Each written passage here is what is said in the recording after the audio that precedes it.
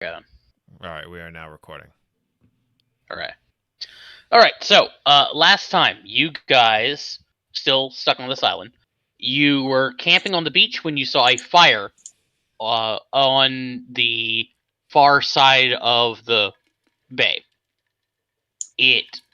There was like some sort of signal being given to you by that other fire, and then you watched as it got snuffed out.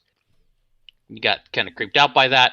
You heard some sniffing, some snuffling, some heavy footsteps in the darkness.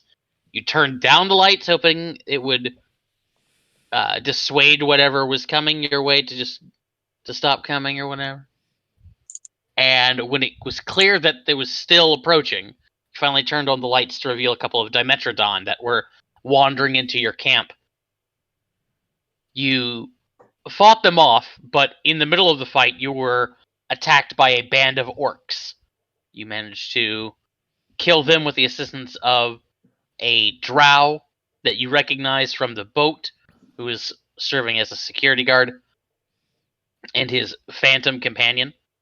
In the morning, you packed your stuff up and started heading towards the far side of that cove in order to locate the remain to try and figure out what was going on here last night.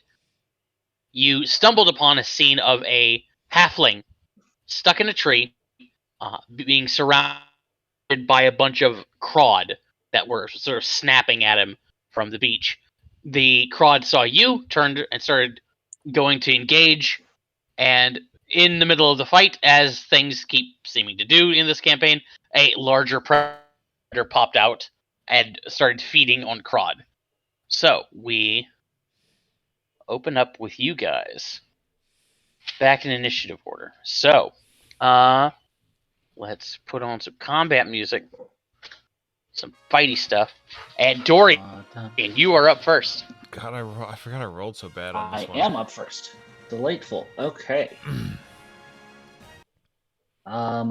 Then what I will do is I will go ahead and I will go with All Reliable and Mind Sliver, the one of the crods next to Caliban. Red one. Okay, go for it. Waiting on roll 20 to load. That's where I did click. Take that 2 psychic damage, crud. Okay, so psychic damage. Crud. And this is an intelligence save, if I'm not mistaken. Yes. Okay. They only have a -4 to this. So I bet it'll be good. It'll be great. It'll be the best save Well, you've ever saved. Well, it's being super slow for me. Come on, roll. Yeah, well, it's taking forever. Okay, I'm just gonna mark it off as 2. And then, okay, there they. Oh, they all went through, and they all failed. Okay, cool. And 2 psychic damage, and it's a D4 off their saving throws. Is that correct? A D4 off their next saving throw. Gotcha. Okay. Done, Dorian? Dorian is actually going to head around 1, 2, 3, 4, 5, 6. He's heading around this way. He's basically trying to. Oh wait, was there noise coming from back further in the island? There was not. From last time. There was not. Okay. Although Okay. you do see like a trail of blood that leads in that way. Noted. Okay. Then yeah, heading around this way. Because eventually I'm going to beeline towards the halfling. Okay. Yeah. If you're done, it's going to go to Rod. We'll move to engage you. Yeah. That's skittering up. I'll make a claw attack. 19 against you. That will hit. Ka-cha! You take 1 piercing. Owie. Second one. Ka-cha! That's a crit. for 6 damage. Owie. And then Okay. triggers. If the Crawd hits the same creature twice in a round, that creature takes an additional d6. Its speed is halved. Oh. So 4 on top of that. Oh, I gotta click that. Nope. Get that button off. Okay, there we go. Okay, those initial owies were sarcastic, but that one's not. Yeah, so that's 11 total as that Crawd comes up and just skewers you with 2 of its long scythe-like claws. We go to Pinky. Pinky is going to attempt to do the same thing to Caliban. You can try. Ka-chow. No. Nope. Ka-chow. Nope. 16 to hit? No. Oh, wow. Okay. Well, it did miss, so it gets to scuttle. Now let me see something real quick. Can shift 10 feet. Okay, yeah, so Pinky misses with that last attack, Caliban, and it's going to shift 2 squares over here. So seeing it, you proving to be too sturdy of a meal, it's gonna move away and starts to eye Dorian over there. Sees Lucilius off in the distance. Not sure what it wants to do. I assume that doesn't trigger. Next. No, because it's a shift. It doesn't trigger attacks of opportunity. Okay, just want to check. Okay.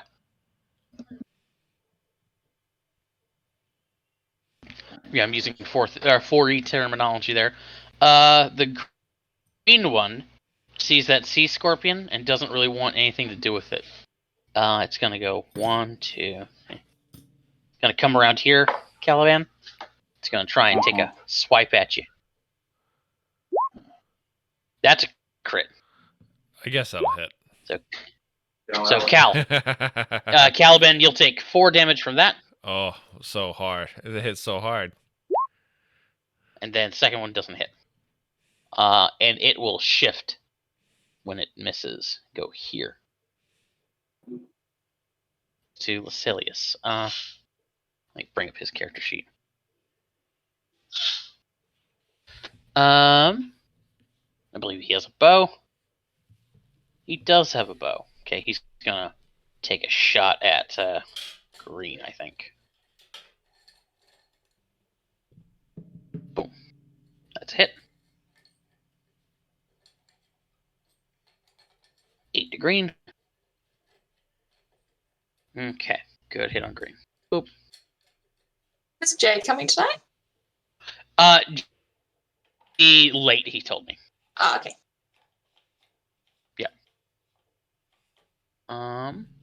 Which Crawd is this? Blue, okay. Blue.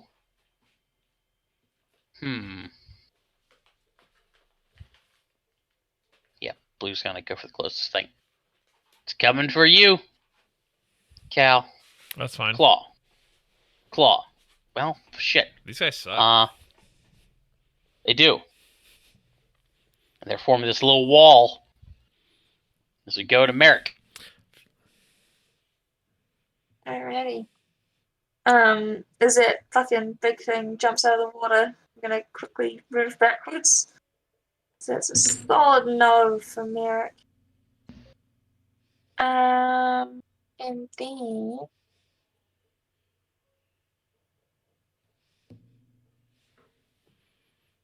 question: when these guys came like into this square and then left, did you get attacks of opportunity for that, or not really? No. They have an ability that allows them to quote unquote shift, which means a movement that does not provoke attacks. Yeah. That's annoying. Okay, well, that yellow box is my moonbeam, isn't it? I believe so. Yes. Oh yeah. Can you shift that to here for me as a bonus action, please? Sure thing. To hit pink and green. And I still have an action. Boop. Like that. Yeah. That'll Okay. do. And let's...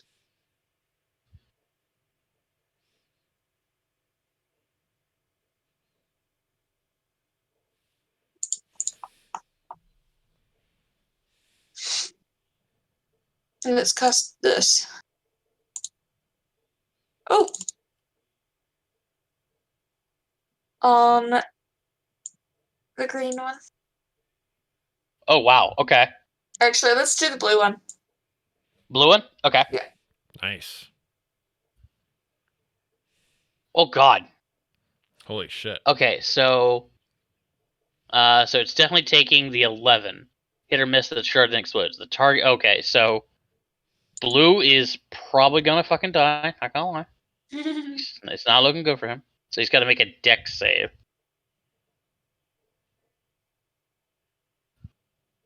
Okay, so he fails. So he's dead. And then the ice damage also splashes. Mhm. So Pinky needs to make a save. Ooh. Okay. Boop. Pinky does not make it, so Pinky also dies. Aha! Oh. Death for everyone. All right. Yes. Okay, so Merrick, why don't you describe what just happened for us? So Merrick kind of watches this big, giant crawd. Is it still a crawd if it's that big? Or is it different? You actually you can give me a nature check.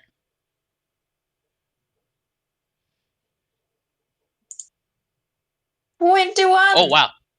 Okay. Merrick, no, you know for a fact that thing right there is not a crawd. It's a different species. It is a very large aquatic arthropod called a sea scorpion. It has a venomous barb in its mouth that it uses to paralyze prey. It has large, grasping claws. It is a bit of an like in shallow, warm waters like this. It is an apex predator. Right. Um, And would I look like prey to it? yes. Yeah. So I very quickly see this giant sea scorpion like coming out of the water, and I waddle inland away from it as fast as my little legs can carry me. I see these other small crawd going after him, so I shift my moonbeam onto them and then flick a sharp icicle towards the one closest to the fire, and it hits it directly between the eyes. Do they have two eyes? I don't know. Yeah, they have two eyes on little eye stalks. Mm-hmm. So you like hit it in the mouth, right probably. in the middle, and it explodes and then flicks into the underbelly of the other one. Nice. Okay, cool. So, done, Merrick? Do you want to move a little bit more? Maybe I come a little bit further inland. Okay. Goes to Caliban. All right. So is this a big crowd in front of me, or is it just the icon bigger? No, just the icon's bigger. Sorry. All right, no, that's fine. I just wanted to ask.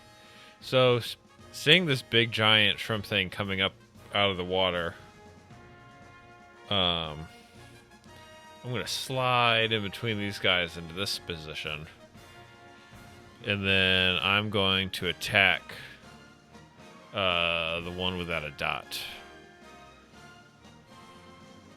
Let me make sure okay, I don't have anything collected.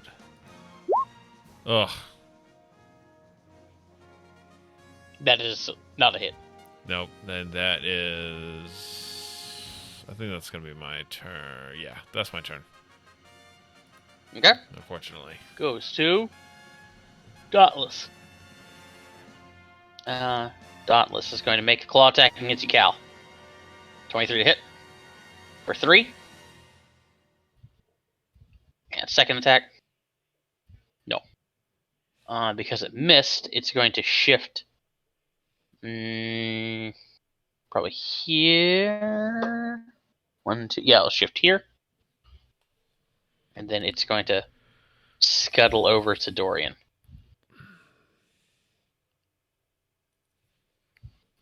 Next up is Red. Red's gonna swing at Cal. Miss. Nope. Miss. 17 to hit? Nope. Excellent. But 17 doesn't hit? No, it does not. Wow, what is your AC? 18 with a shield. Oh, you have heavy armor. Okay, and I forgot you had a shield. Okay. Yeah. Yeah, so pings off. So it missed. So it's going to shift 2 squares over to Merrick. Okay, Sea Scorpion. Sea Scorpion sees a lot of potential prey. It's going to God scuttle damn it. up. No, I'm the closest thing to it again. Let's see. First claw is going to go against Red Crawd.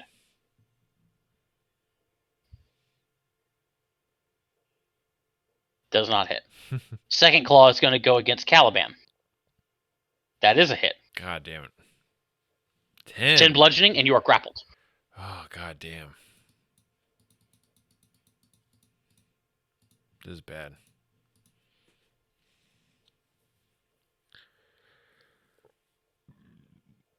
Okay. How you feeling there, Cal? Not so good, huh? No, not good. I've got about Okay, 11 HP you're- left. The thing just cut me in Okay, half. let's see. So let's see. It's 2 claws. Okay, so you are currently grappled. And then as it grabs you, Caliban, it pulls you in towards its mouth, and you see this poisonous barb shoot out from its mouth as it tries to sting you. 20 to hit. Oh, son of a bitch. I'm gonna need a Constitution save. Yeah. God, that's not good. It is not. Would you? I believe you have inspiration. Would you like to spend it? Because you're about to take 12. Oh my god. Yeah, I want to. Yeah, I'm gonna spin it. Let me do another con. That is Just exactly what you made need. it. Oh Okay, my so God. okay, so you take 12 piercing, and I'm just gonna take the average. Or actually, no. Here, I'll roll it. 4d10. And half of this. Oh god, it's worse. It's still okay. Yeah, so 12 piercing and 11 poison. I'm down. Ugh. Okay. Goes to Dorian. Wait a minute. Hold on. So I would have taken the 12 piercing regardless of the con save? Because the con saves against the poison on the barb. So it dealt. So the sting spent 12. I need to take back that inspiration because the 12 would have put me down anyway. The con didn't do shit. Oh, okay. I was at 11 HP. Sure. Okay, sure. Sorry, I misunderstood. I didn't realize that I was taking 12 damage no matter what. Oop, there you go. Thank you. Yeah, I'm down. Okay. In this thing's claw. Okay. Goes to Dorian. Dorian is can Dorian get there? No. All right. So Dorian is going to 1, 2, 3. Try to run away. Yes, I know. I will proc attacks of opportunity.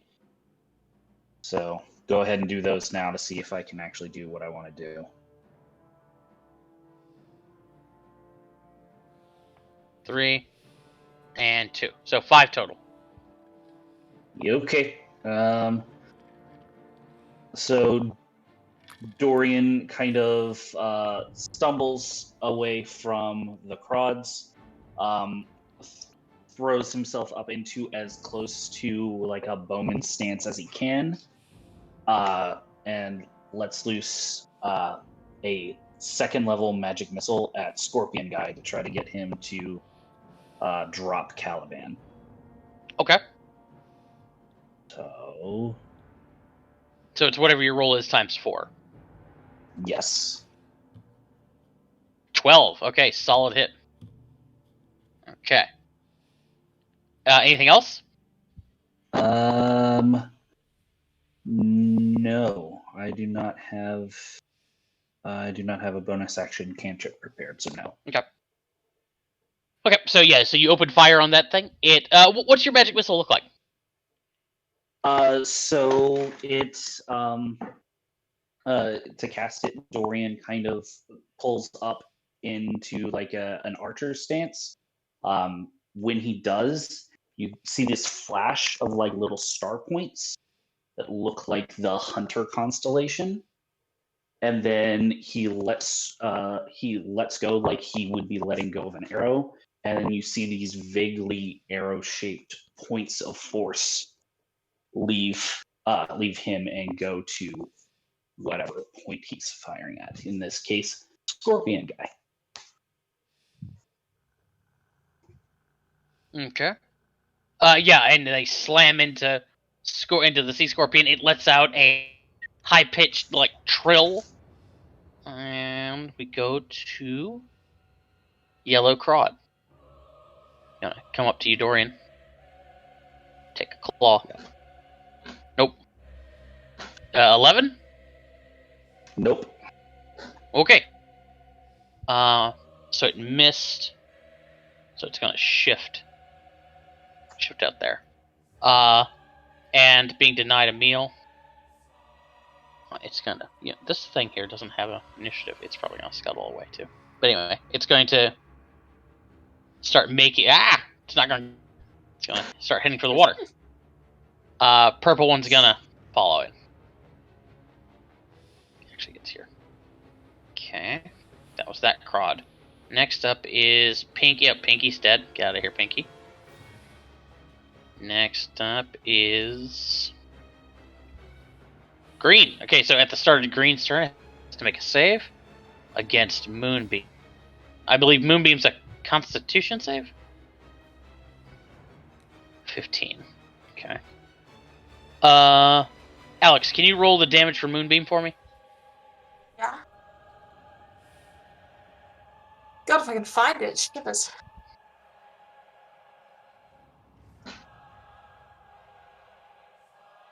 $12. Okay, so I believe That's it's alright. half of that. It's more than all right. How do you want to do this? Who am I doing? Oh, the green one.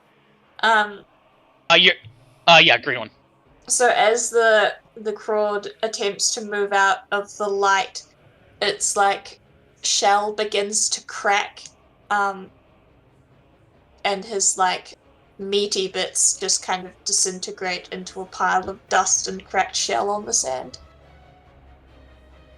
Okay. And I have managed to click away from goddamn Roll20.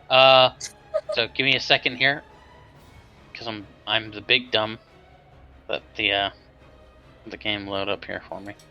This is good content for the YouTube video. This is what the audience. This is the professionalism they come for. Chat, there we go. Let's see. So, that was green. Oop. So, 2. Yes. Those look incredible. Now it's gonna be slow loading all that stuff. Well, I do know he's gonna move his ghost up. Thank you, Bo.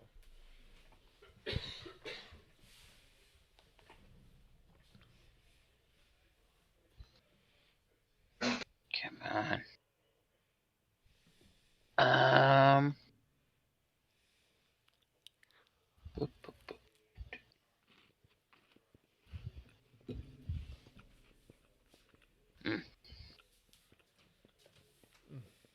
Those are good. I love the texture. Mm-hmm. They need a little something else, in my opinion. Sorry guys, it's taking a minute to load. That's not a bad idea. I like them a lot, though. I think it's a good recipe. Yeah. Thank you, love.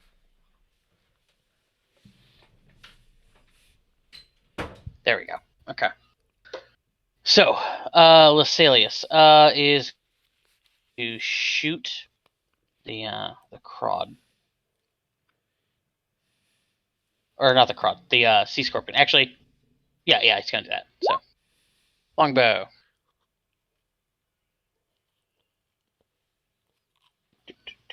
Uh,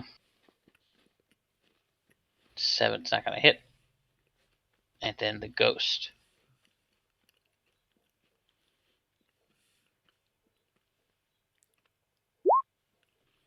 That'll hit. 4, 6. Okay.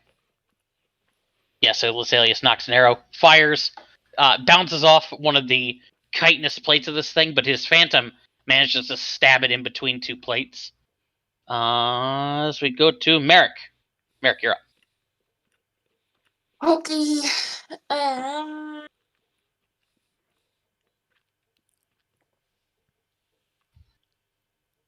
Am I in this red guy's like range? You are, yes. Although, it seems less interested in you right now. Alright.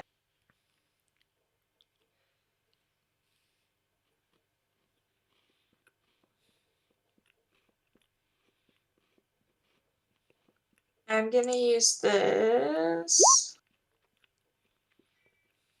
Balm of the Summer Court. Okay. Um, Oh, cool. on my friend over here. Oh, nice. Okay. So you've got 3d6s, it looks like, and you can choose to use up to half your druid level or less. Okay. I'm gonna use 2 of them. Okay. Ooh, thank you.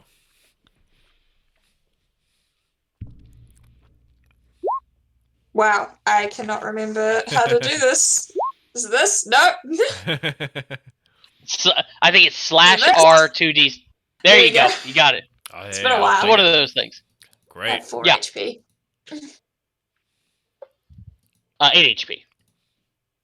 So some little snowflakes like drift down from the sky and sort of gently melt into his skin, and he wakes up All right. and feels a Also, little better.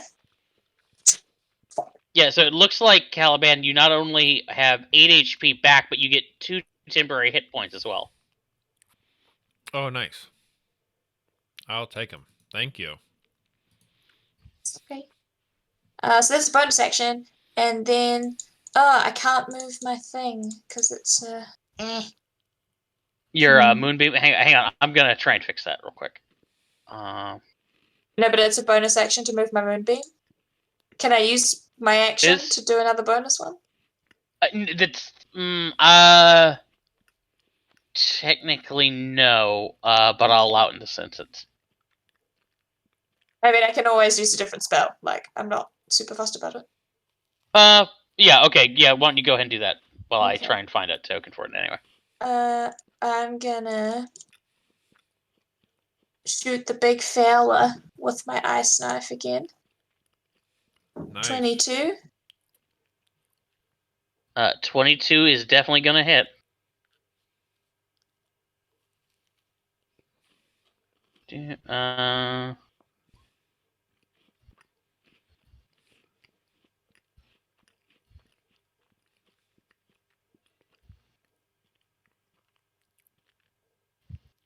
Okay, so dexterity save.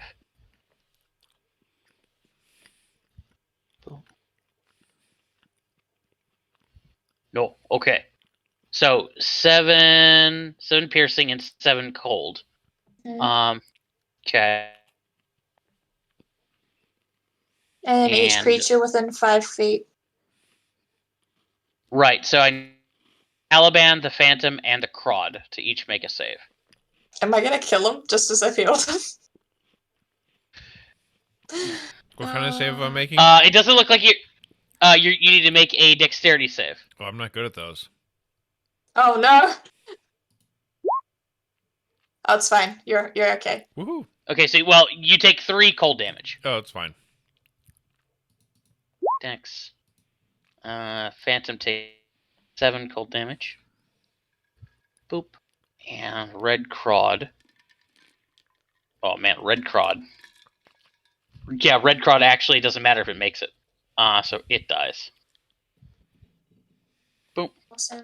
Okay. So and I'm gonna move backwards. Okay. Smart. We go to Caliban. I'm gonna smite this thing all day long. You will try.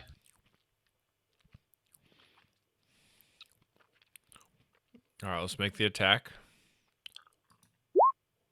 Oh my god! You know what? I'm here. Now I'm gonna spend it. Now you'll spend it? Okay. Now I'm gonna spend it to hit this thing. Okay. There we go. There's a hit. That's a fucking hit. We're gonna smite it. Okay.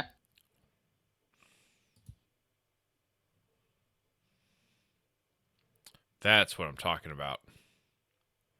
Oh my god! Good Roll God. 8. Roll. Oh, beautiful rolls. How do you want to do this? I want to like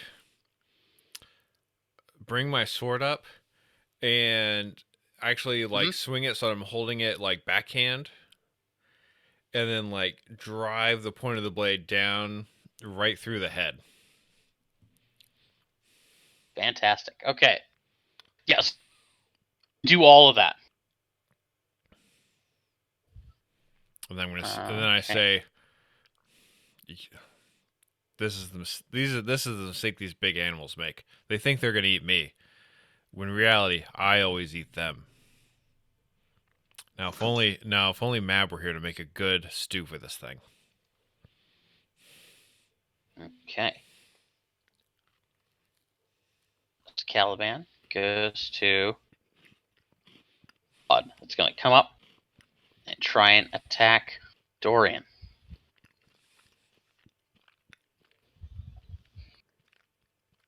Dorian, claw. Claw. 19 to hit. That'll Ka-chow. do it. 3 damage. Ka-chow. I'm still standing. 4 more.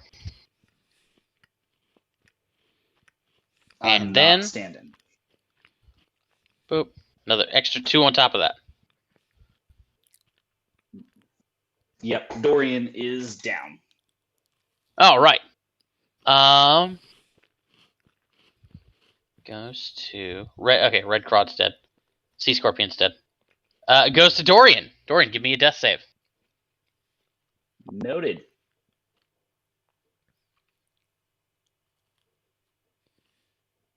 Okay, success. Yellow crod's gonna fuck off. Boop. The purple one's gonna fuck off. Boop. So they skitter into the sea. Green one is dead. Okay. Vesalius sees Dorian in trouble. He's gonna move up a little bit. Take a shot at that crod. Ka-chow. Boop. And plugs it in the back of the head. Falls over, limp. On top of You Dorian, guys. because that amuses me. Sure. And you guys are out of initiative. Woohoo! I'm gonna run over, and Yeah, I will. I'm gonna. Oh, you go first. Can you heal them, or do you want me to do it? Either way, I was gonna use some lay on hand points. Oh yeah, you've got some of those. How Yeah. many have you got? I got 15. I was gonna use maybe 5 just to get them back up. Okay. Yeah, that's fine. Do that, and then I can heal them with something. Okay. Boop boop boop. 5 health for me. Dorian kind of his eyes open up and he says, did you say something about stew? Stew sounds good right now.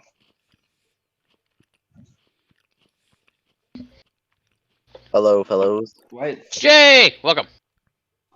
is this thing on top of me? We pull the big crowd off. Yeah, so Jay, just to give you a recap, you guys were on the beach. You had that halfling up in a tree being attacked by these shrimp creatures. The sea scorpion popped out and started eating him. You guys have just now killed the shrimp and the giant scorpion, and that halfling is slowly down out of the tree.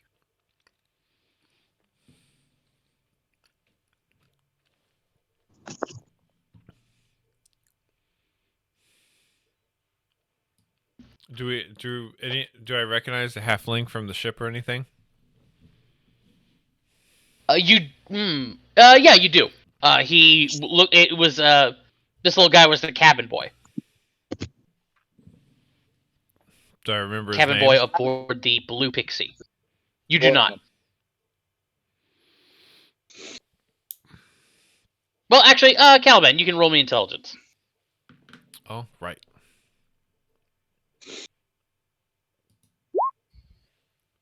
No, you don't. Okay. He very timidly climbs down. You can see he's got a bad scratch on his leg. He gets to the ground and just sort of collapses against the tree. Thank you. You're welcome. You were the cabin boy, right? Yes, my lord. He puts his thumb to his chest. I'm lucky. That's That you Yeah, my you are. name. are. No, my name. And yeah, and that too, I suppose. heard legends of a lucky. Lucky. Have you seen any What'd of our you say? shipmates? I said I've heard legends of a lucky. Mm. Were you by any chance a deckhand before you were a cabin boy? No, deckhand's above a cabin boy. But so Emotions happen. no, well, yeah, I guess. Anyway, I'm, I'm sorry. What did you say, sir? Have you seen any of our shipmates?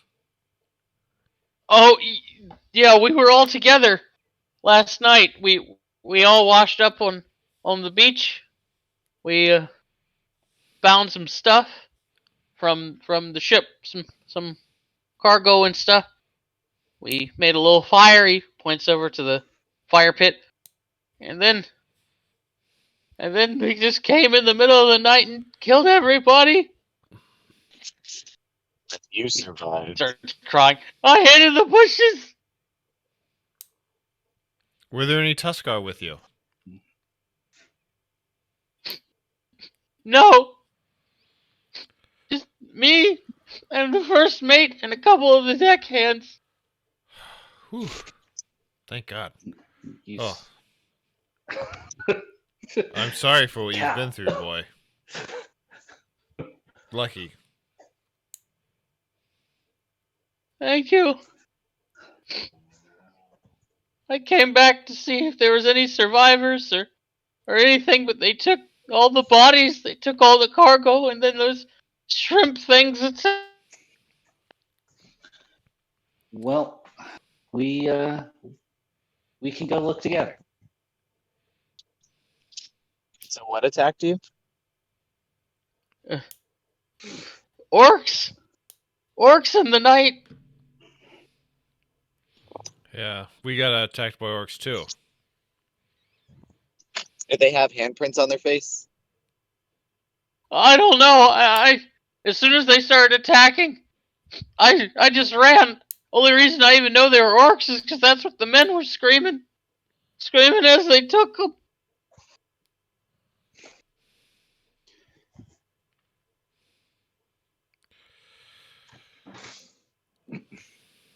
Here, let me look at that leg.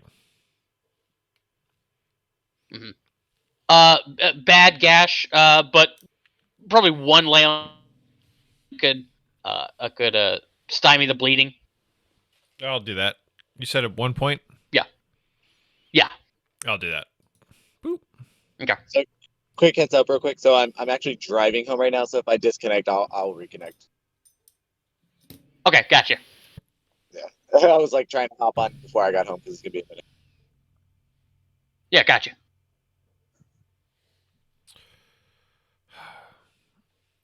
So Lucky, are you feeling up to joining us and into venturing into the woods for our crewmates, or do you want to stay up here in this tree for when we come back? I don't want to be alone.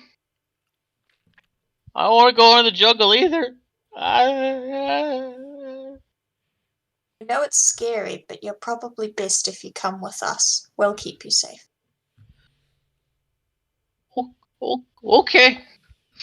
He wipes the Merrick, snot from his nose. helps him down from the last bit of the tree. Mm-hmm. Picks a couple of leaf fronds off his cloak and offers him a fish jerky. Thanks.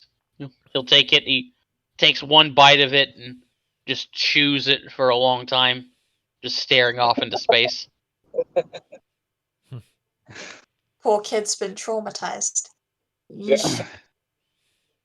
This is okay. Dorian's going to start trying to reassure him by talking about one of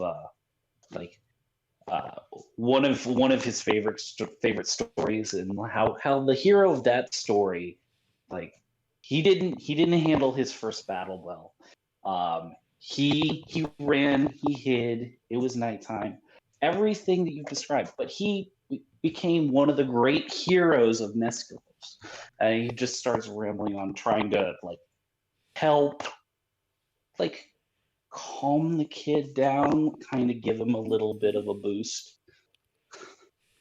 So Dorian, roll me give me a charisma check. Add your proficiency bonus if you're proficient in history. Sure. I believe that I am. Surely you're proficient in Charisma. history. I would hope so.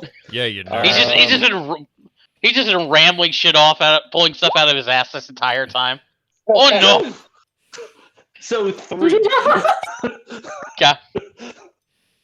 I told you about the 3 pigs and the wolf that tries to take him out. So you tell him the story, and then he stops and he looks at you. What's the name of the hero, Dorian?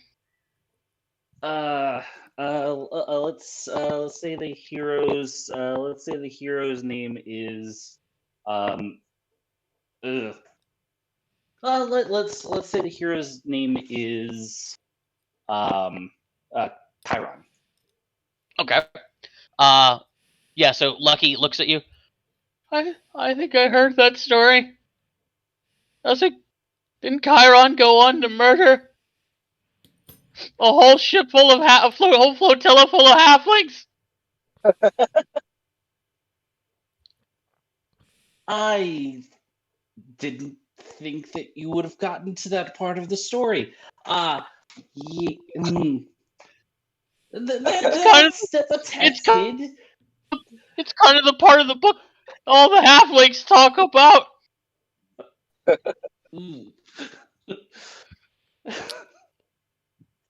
Smooth move, Dorian.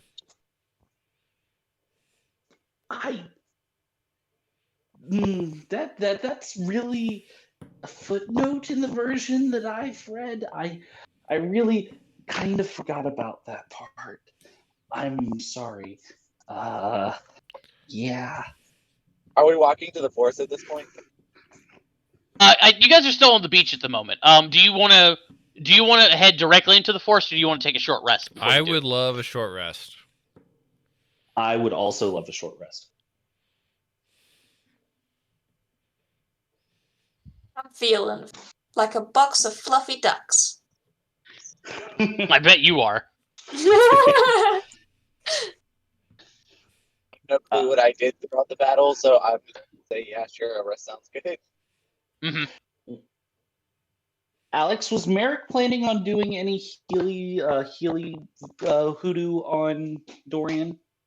I don't remember. Hoodoo, I can provide some Healy hoodoo. Healy hoodoo, I approve. Are we short resting? Okay. Sounds like it. All right. Let me just see which one's going to be the best to see if I can get one that hits 2 people at once.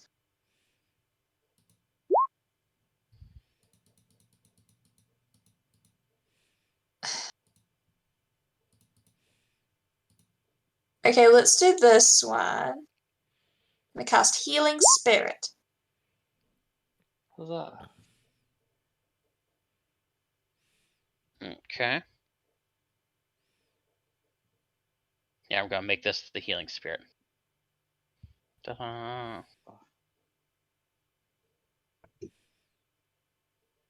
So Merrick, they've got what? 4 uses of that? So just give me 4. Okay. So whoever wants to walk through that thing will get a D6, and you get 4 uses of that. All right. Okay. Why don't we split it? Sounds like a plan. Dorian will look at the little spirit because he's seen this before. Like, oh, hi, little guy.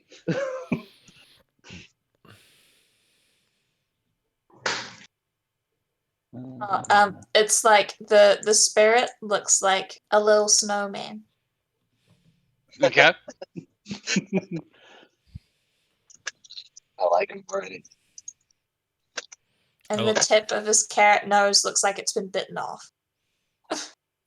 Gotcha. So Dorian and Caliban, you can each heal 2d6. Woohoo. Here, Hey, I'll roll that. snowman, blink twice if you need I'll help. roll that right now. Okay. So you each get 6 back.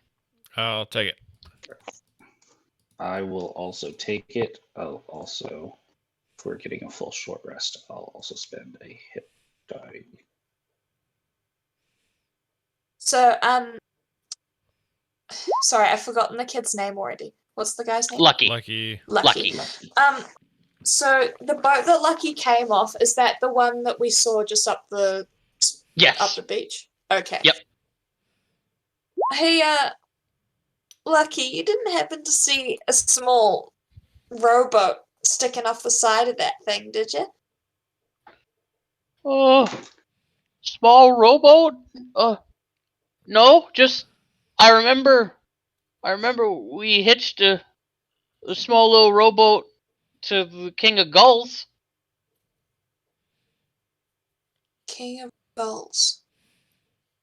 The flagship in our little convoy. We had it tied up there. Oh, okay. Well, that's one of the other boats, not this one that we've got. That's correct. Okay. Did you see which direction the other boats went, or did we not really see where they went? No, I got washed overboard by a big wave. I didn't really see. I don't even know how far we've drifted. Could have been forever. Hmm. Where are you from, Lucky? I'm from. Sorry. I'm from the Boreal Flotilla. Josh, what I do I know anything about the Boreal Flotilla? You can roll me a history check. Hey, I'm proficient in that. 12. So you know that halflings that live on they live in flotillas.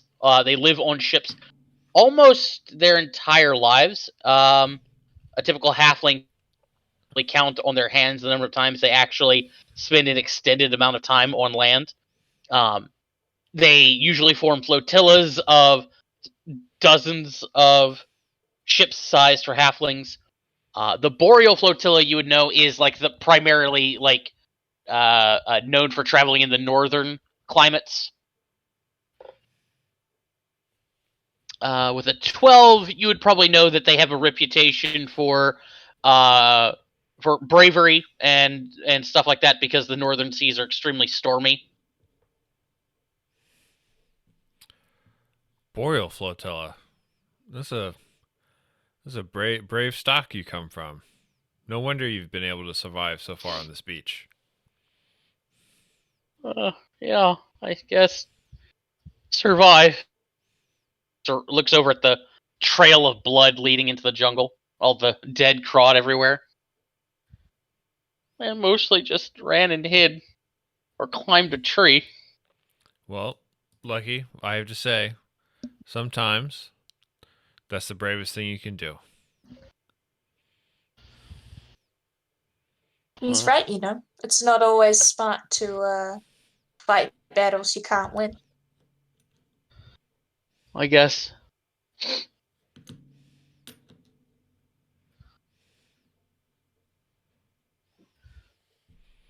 He just slumps against.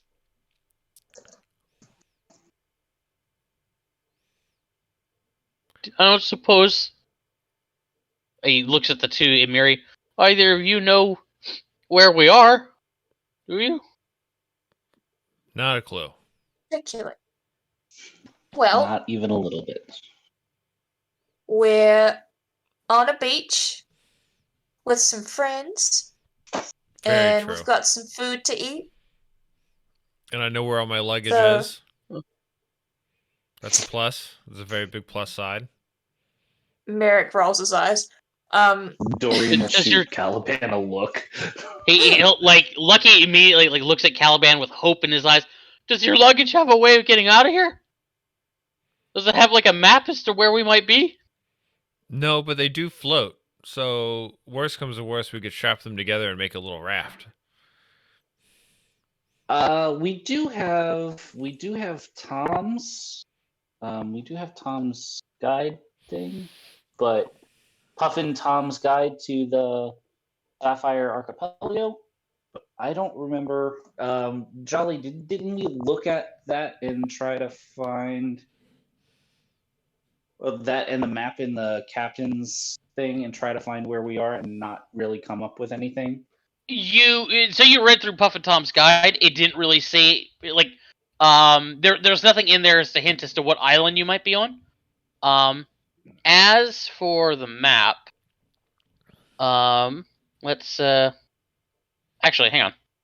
Here, let me pull you over to the map of the Sapphire Archipelago. Boop.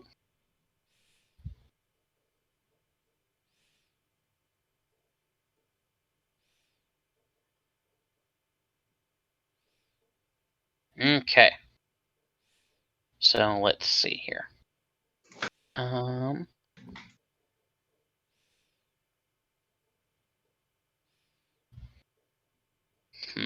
Hmm. Okay, done. I must not put a gold marker on here. Okay, so you guys were on your way to Nescalos. You do remember that your ship traveled through E6 here. But you were on your way over here when your ship got hit in a storm. Whereabouts Actually, were no, we, I think you sorry? probably. Okay, so you guys went. I can confirm the path that you have taken. It was something along the lines of this, Okay. and then you were heading. You were heading towards Seeking goo. Goo. Yeah, Right. So we were around here-ish when we got lost. that is correct. Okay. Okay.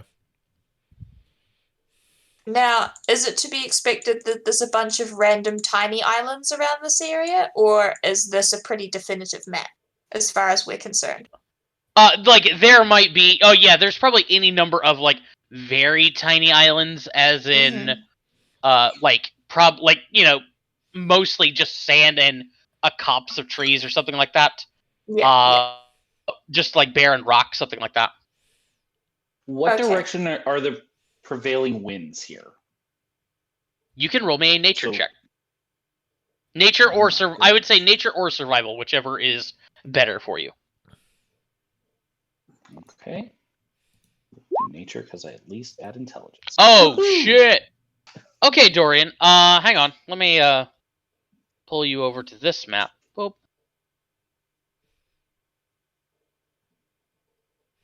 So this is the island as far as you have explored it.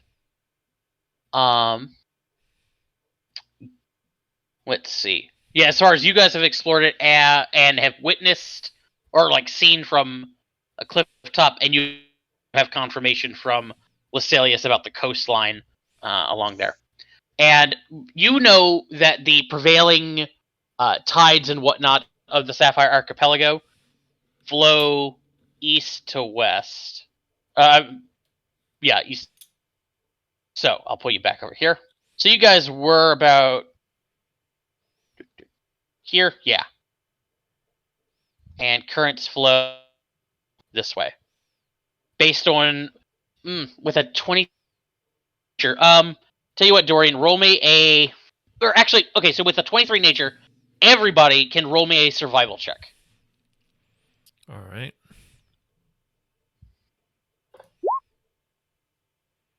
God, I'm rolling 14, like crap 12. tonight. I'll roll for Jay real quick. All right. Okay. So, between the four of you, putting your heads together, and with Dorian's just like incredible knowledge about the Sapphire Archipelago's wind and tides, you have a rough estimate that you are somewhere in the Moon Jelly Isles, probably here. Oh boy. What the heck? How did we get all the way over there?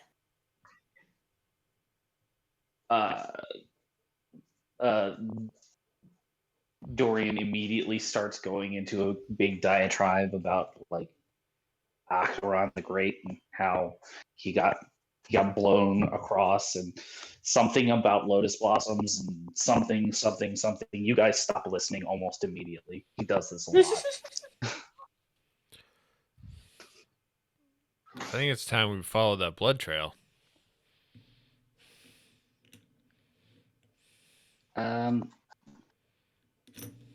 Yeah, that seems like the best way to go.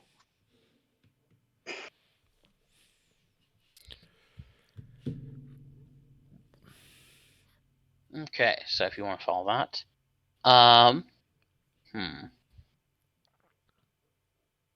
Okay, so you guys are following the blood trail into the jungle. This feels like a good time to take a 5-minute break, 10-minute break. I need to get more water, need to use the bathroom, and then we will see what you find in that jungle. Huzzah. Sounds good.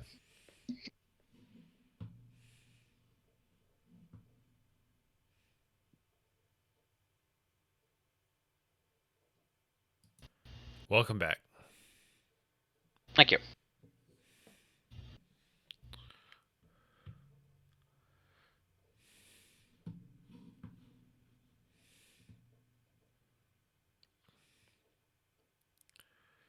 God, I'm worried that if we landed on the moon, on that Moon Jelly Island, then there's a good chance that our shipmates that we're looking for aren't even on the island we're on.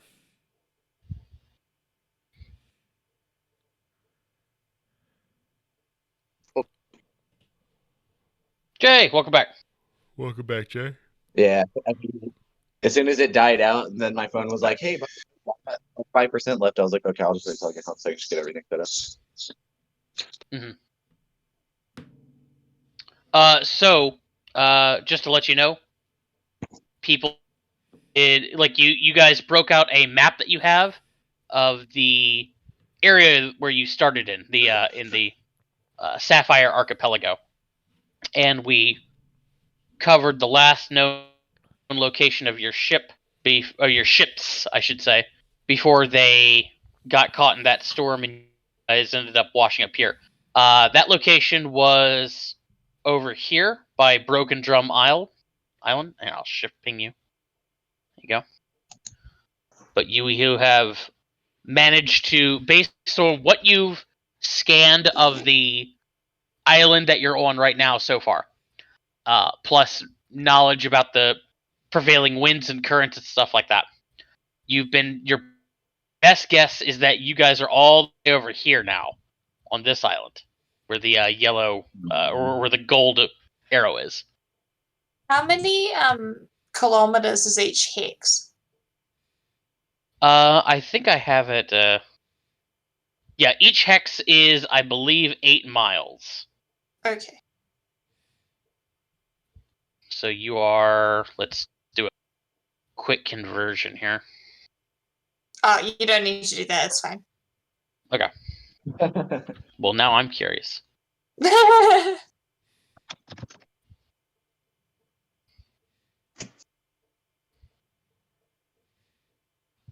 I'm trying to remember where I said that I was from. Was it one of these tiny islands down here? You probably wouldn't have been from the Sapphire Archipelago. Hang on. Oh, okay, I'll right, pull you up cool. on the. Yeah, I'll pull you up on the. It's still not completed, but I'll show you the world map. Somewhere cold.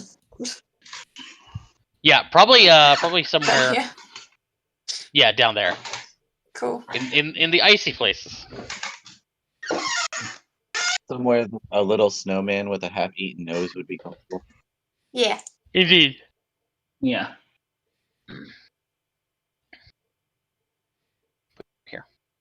Okay, so Lee, sounds like you're back.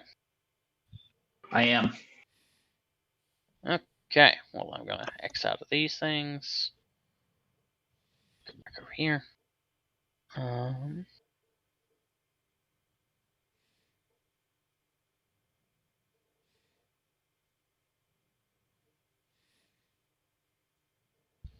All right. Boom.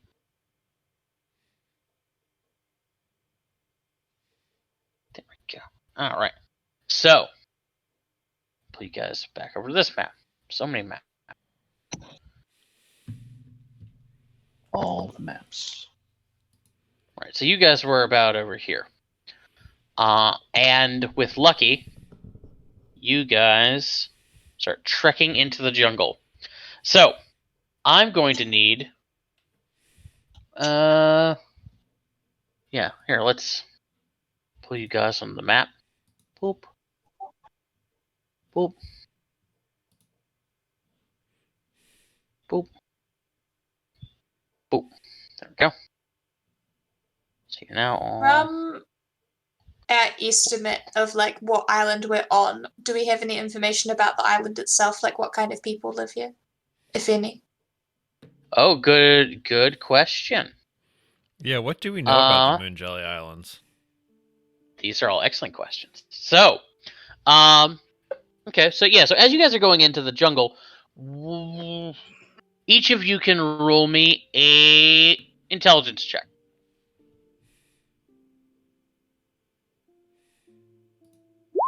Oh, I'm loving these music choices. Oh boy, Merrick knows nothing.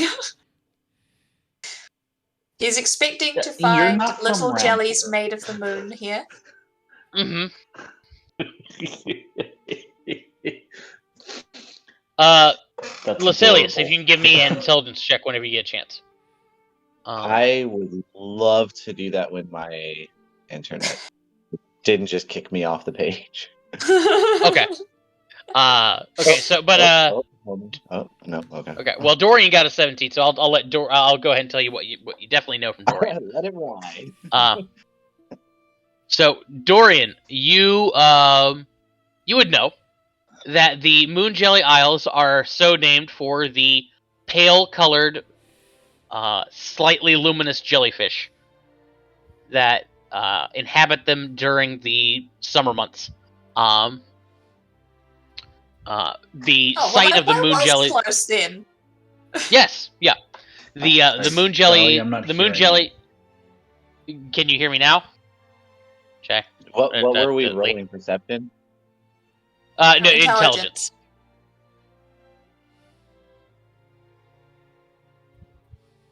Just because I'm curious. No. Let me check something here. Can you hear me, Lee? Probably not. Okay. I can hear we'll you, if that makes a difference. Yeah, I know. I can hear everybody. Yeah, I can hear you just just- fine, Josh. It just seems to be Lee struggling. Yeah, I think it's just Lee. I'll give him a second. It is his knowledge.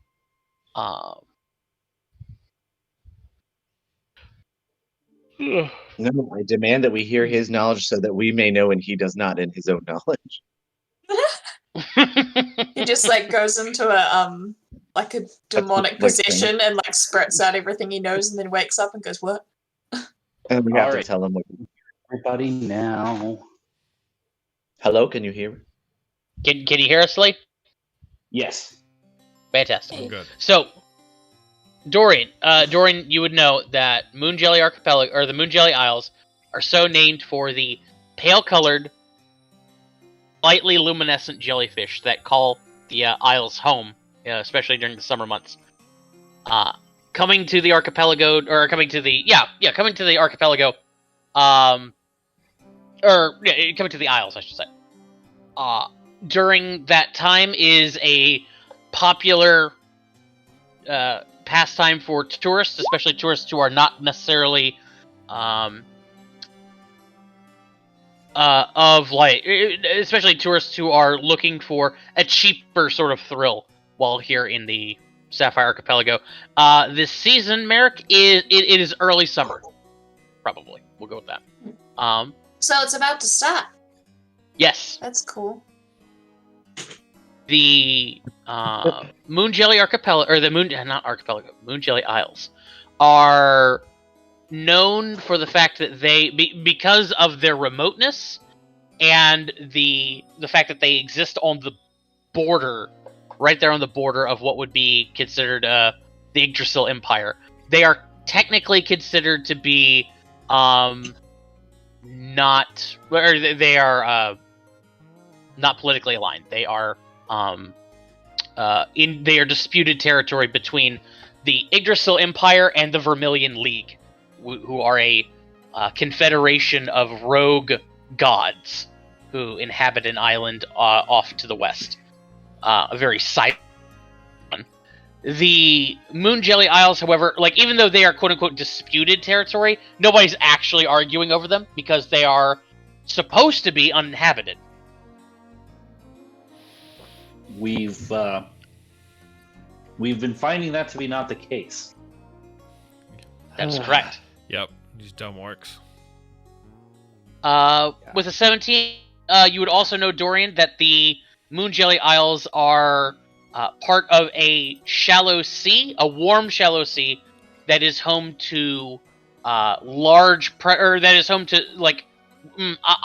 say large predators.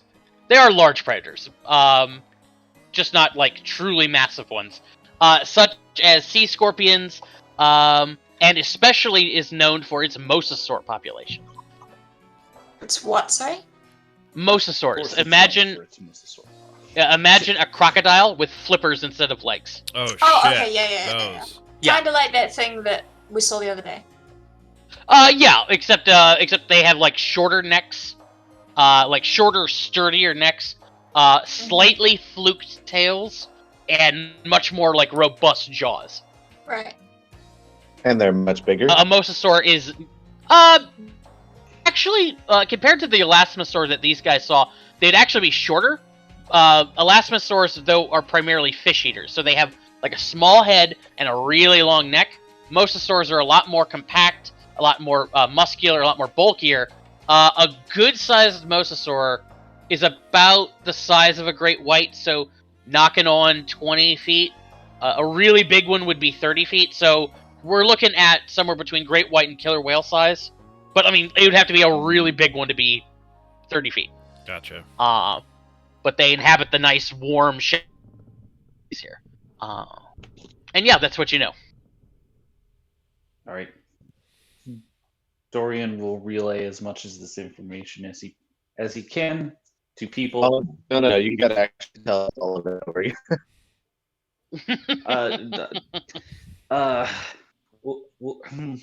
That's gonna involve coming up with a lot of pseudo Greek names. Oh, you're fine. You're On the fine. fly. TLDR. Yeah, TLDR. TLDR. This stuff.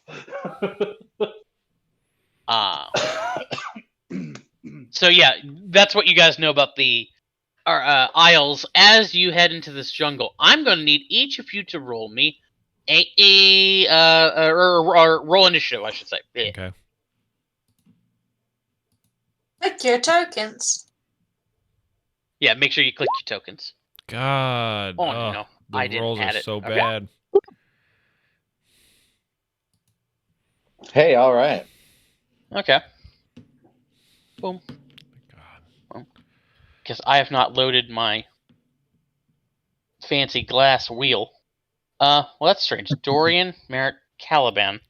Lascelius is not on here, so let me add Lascelius. And And Mercury. You are 14. Okay. Boop. Boop. Why does Yeah, everyone it's my have goal. decimals but me? It's a setting.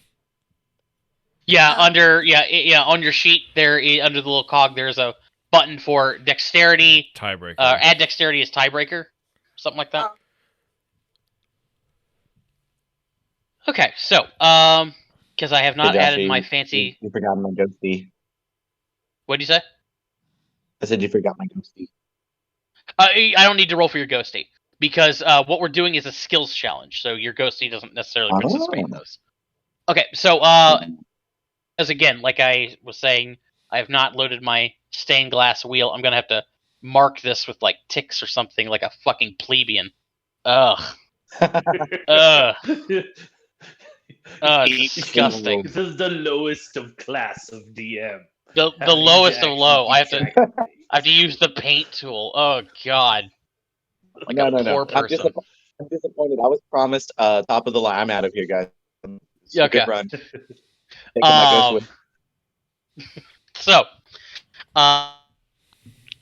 uh, Jay, I'll give you a rundown on how skill challenges work. What you're going to do is on your turn, you will look at the skills that you have, or some of your tool proficiencies or whatever. And for the skills challenge, like the skill challenge is going to have a goal. In this case, the goal is track the blood trail through the jungle.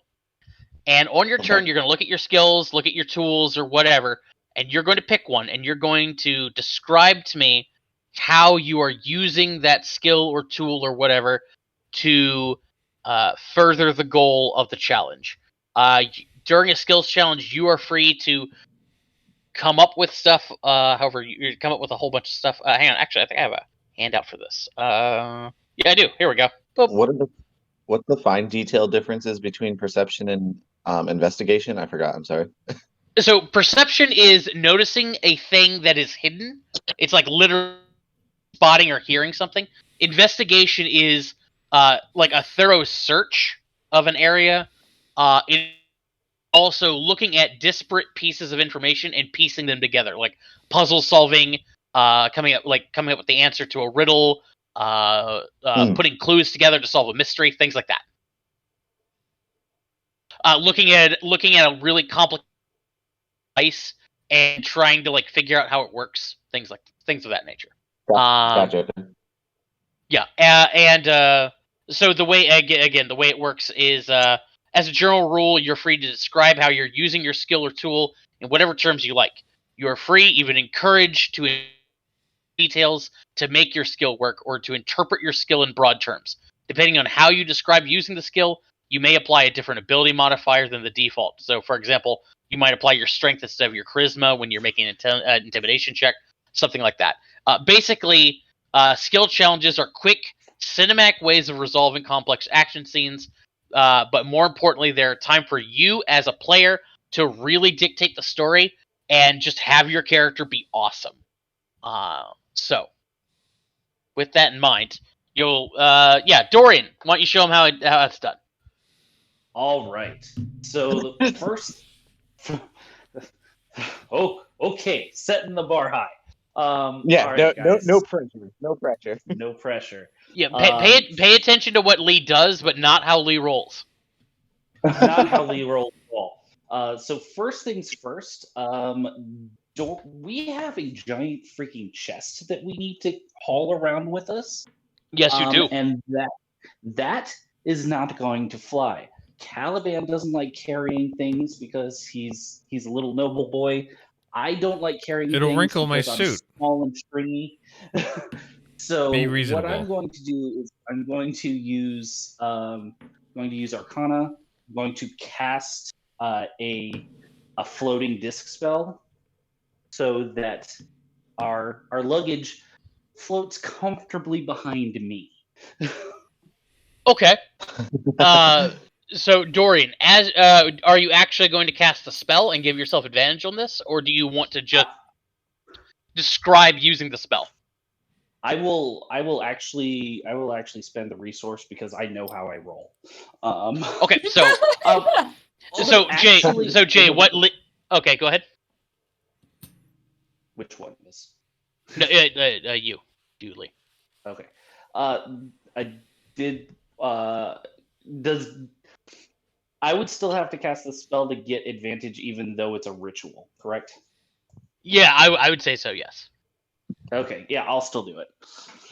Okay. So what Lee just did there, Jay, is you have an option during a skills challenge to burn a spell slot or some other like expendable resource that would be applicable to give yourself advantage on your skill check. So in this case, Lee has spent a spell slot and now has advantage. Okay. All right.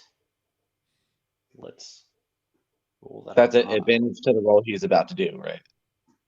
Yeah, right. So in this Oh, case, okay. yeah, okay, so 15. Yep. Does Okay, it only so apply to that one roll, or is it like timed or yeah, something? only to that one roll. Yep. Oh, okay. And you got to burn the resource before you make the check. Fortunately, a 15 is a success. So Dorian, you conjure a tensor's floating disc or just a floating disc or whatever. You put the chest on, and it now comfortably bobs behind you as you guys are trekking through the jungle. So Lucilius, it goes to you. You guys are moving through this thick underbrush. You hear in the trees the hooting of monkeys and the squawking of birds. Every while you can hear the distant call of some sort of larger creature. What do you do? And I can only use one at yeah. Yeah, you only use one per turn. Okay. And Hunter's Mark would be useless on blood, wouldn't it? Like that wouldn't reveal like anything to Hunter. me. No, and Hunter's Mark is a spell you're looking for skills or tools. If you'd like to track the blood, you could do something like perception to spot it, or you Right. could use survival to actually for tracking. I didn't know if I'd be able to cast it on the blood to reveal the same blood, but I got you.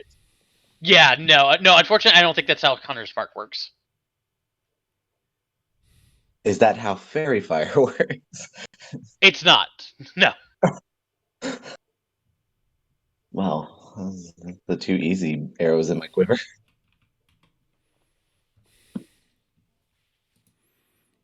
Skills are you proficient in? Intimidate. I will intimidate the blood to lead me to its brothers. Do you have survival? Nah. So, well, I was gonna say, yeah, because I already say the next strongest one's gonna be perception, but I was gonna use investigate to see if I Either could one's follow the blood.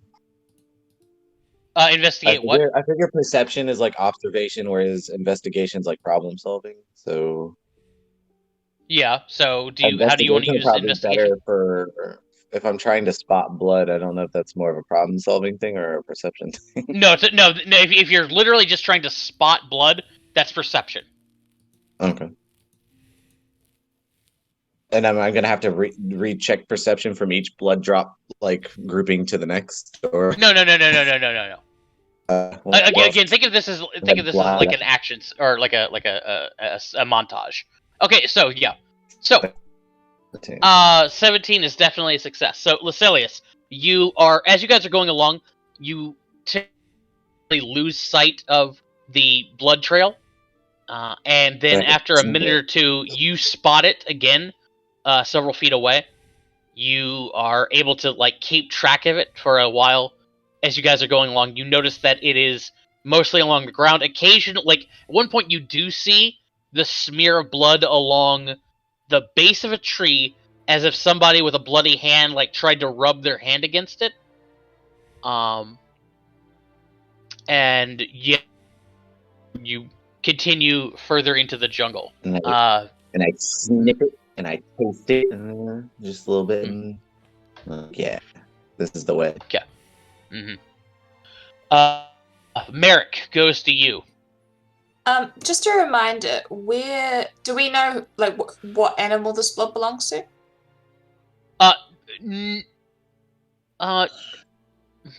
Technically, yeah, actually, yeah, because Lucky's with you.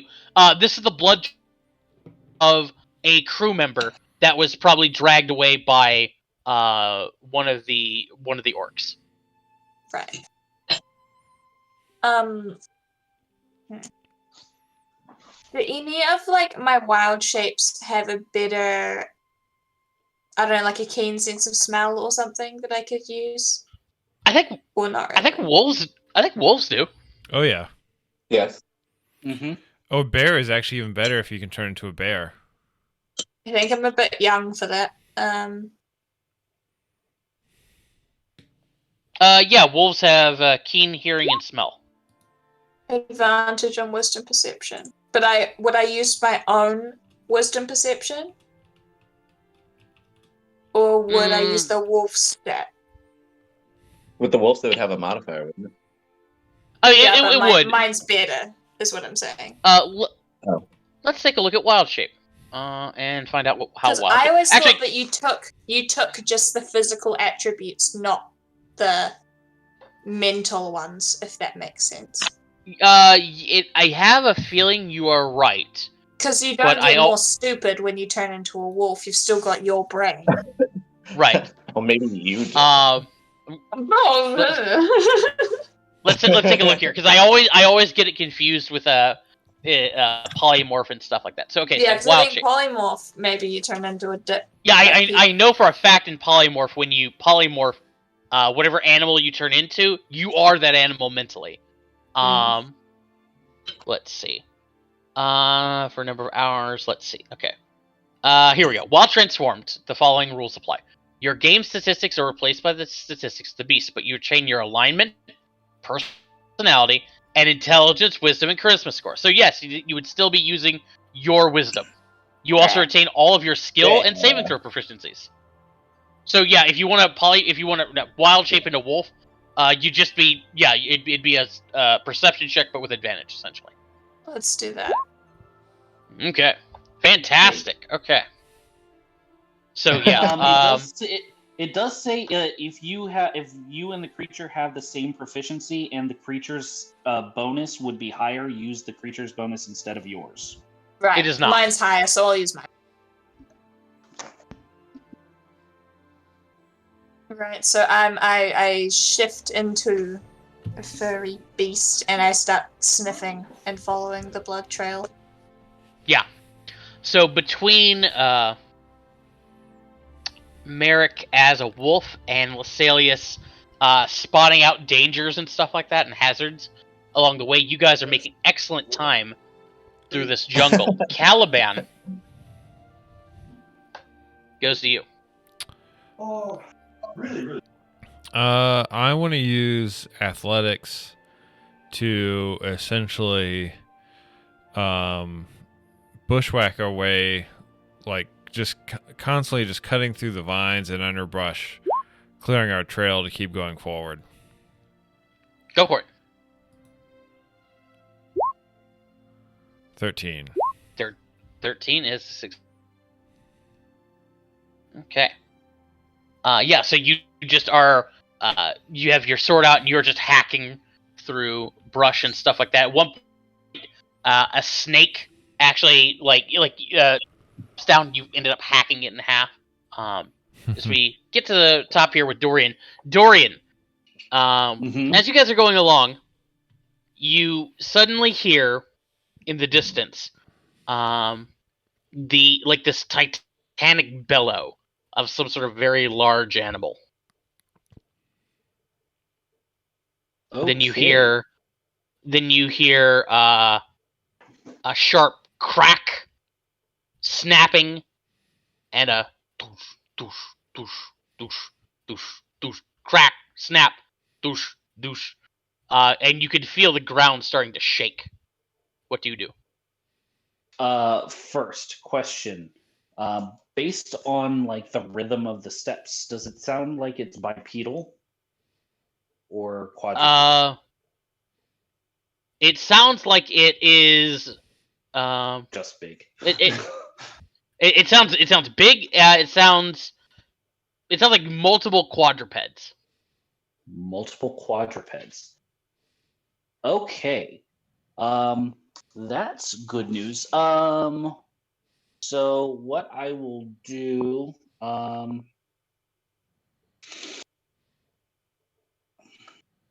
I, I will do a. Dorian will look around at his surroundings, and he's going to specifically look to see if there's a particular formation of trees or something like that, around which or within which we could kind of hide that would shelter us from something like a stampede. So I was hoping Okay. for like an investigation check. Sure. Okay.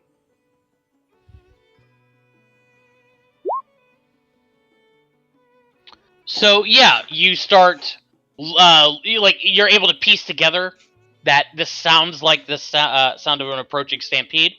And Dorian, yeah, you do in fact spot a tree that is sufficiently wide and whose roots are like partially exposed, and forming a little cubby that you could,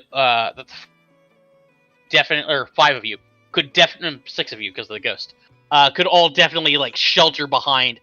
You're gonna have to like kind of crawl almost underneath the tree, getting in this little cubby a little bit, to get fully covered, but you could definitely do it. As you spot this, you suddenly see what is causing the commotion. As, probably a dozen or so large quadrupeds, merge or like start crashing through the jungle. Their front limbs are shorter than their back legs. They noticeable, like they have a big spike where their thumb should be. These blunt round noses, these thick long tails, they appear to be iguanodons, as they are like rushing through the trees, barreling like in your direction, but clearly not not attacking you. They are definitely terrified of something, though. As we go to Lasalius. So Lasalius, on oncoming dinosaur stampede, you pointed out a cubby that you guys could hide behind. What do you do? Are there any trees where the limbs are close enough to the ground that I can climb up a tree? With an athletics check, of course. You tell me. Are they? This is your time to tell me. Either that or I'm gonna jump off one of the taller people in our group. Okay, sure. Yeah, totally. So if you want, we can say that there is a limb that is low enough that you could, in theory, like climb into it if you wanted to. With as you said, athletics. Okay, 16. That is a success. Yeah. So I Okay. scamper up a So tree. describe how you get into that. Yeah. So describe how you get up into that tree. So who crawled in under it again? It was Dorian? Nobody's crawled into it just yet. Okay. Well then,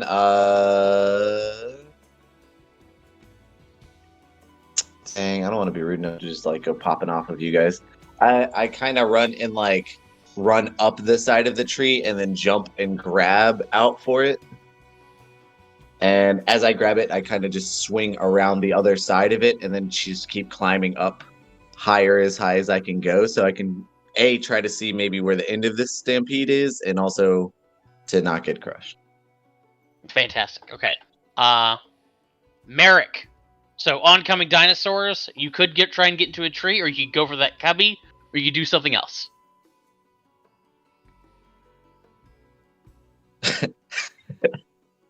Toss me the penguin. Toss me the penguin. Alex, if you're talking, you're muted. Whoops. Thanks. So I'm gonna take my fishing tackle and attach it to like the end of my rope. Okay. With one of my mini fishing knots, and I'm gonna maybe use sleight of hand to like fling the rope and try to make like a grappling hook to pull myself up into the tree. Okay. Yeah, totally. I'm not athletic, man. No, it's Gotta great. No, use it's my great. It's brain. great. and my tools. Yeah. I like when even I Yep. like when even Jolly gets caught off guard and is just like, oh, okay, yeah. So I leave the rope dangling down so anyone else who wants to use the rope can use it. Fantastic. Caliban goes to you. So, let me recap real quick. So, do we have 2 people up the tree? And 2 people up the tree, and Dorian has spotted a cubby between the roots of the tree that you could hide in. okay. Let's see. I'm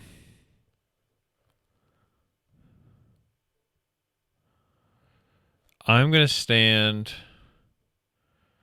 kind of in front of where that hole is, and kind of try and make myself look big and intimidating to the iguanodon, so they kind of like make sure they steer clear of the tree. Okay, go I'm for gonna it. intimidate. Boom. All right. A So you. Yeah. So Dorian, you like dart into that little cubby, and take shelter down there. Caliban, you rush up to him and just how do you scare off these iguanodons? How do you intimidate these iguanodons? I think I yell. I should stress these things weigh like 8 tons. They're like 15 feet tall. Just continue. Go ahead. Yeah, well, you know what? I am how tall am I? I forget. I'm tall and covered in armor, and I think I'm shouting some kind of like sea chant or war cry or something, some kind of battle song or something, and I'm just banging my sword against my shield, and like do it like just moving and like but and like I don't know, making a lot of noise and being big. I'm And imagining aggressive? like a Haka war dance or something like that. Yeah, kind of. Yeah. And yeah, so you just like bang on your shield, bellow, like, and just make yourself rather large. This iguanodon that was heading straight for you just goes and like barrels off to the side, um, like intimidated by you. I need that As a it does.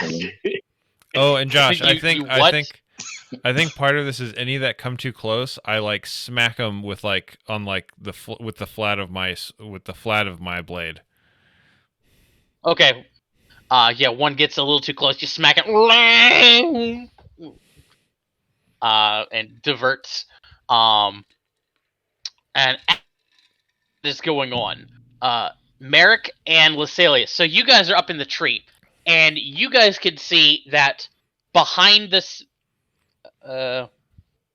this stampede, you can see floating between the trees are spheres of white gold light that are sort of bobbing between the trees, moving with surprising speed and purpose, like after these iguanodon.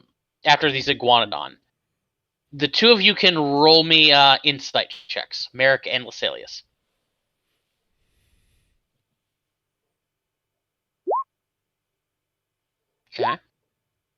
Okay. Yeah, so you just watch as these things are floating after the iguanodon, like zipping around trees. They appear to be like almost alive. Like it's not some sort of spell or something like that. Like it's some sort of thing or entity that chases after They're them. sentient. But what do you say, Jeff? I said like sentient. I mean, it's hard to say if they're sentient or anything like that, but they definitely appear to be like aware of trees and obstacles. They actively like move around them. They bob, they bob and weave, and they are like actively like pursuing Iguanodon. And again, it doesn't seem to be like a missile, like some sort of like homing missile or anything like that. It definitely seems to be like some sort of or intellect. Like it might, like we're talking at least animal level intelligence from these globes of light. The iguanodon herd goes barreling past all of you as these spheres of light race after them, and you find yourself in a still jungle once more. The blood trail, you notice, although the surrounding area has been horrifically trampled, you can still see a pathway that would probably have been caused by or created by small, or not small, but like medium-sized creatures, humanoids, moving through underbrush. It appears to take a really hard turn, like a really sharp turn, like a 90-degree turn, heading from up to this point, and heading generally south from your position, like sort of this way. But at this point, it sharply deviates and starts going like right about. Actually, it'd probably be more like, yeah, like this, something like that.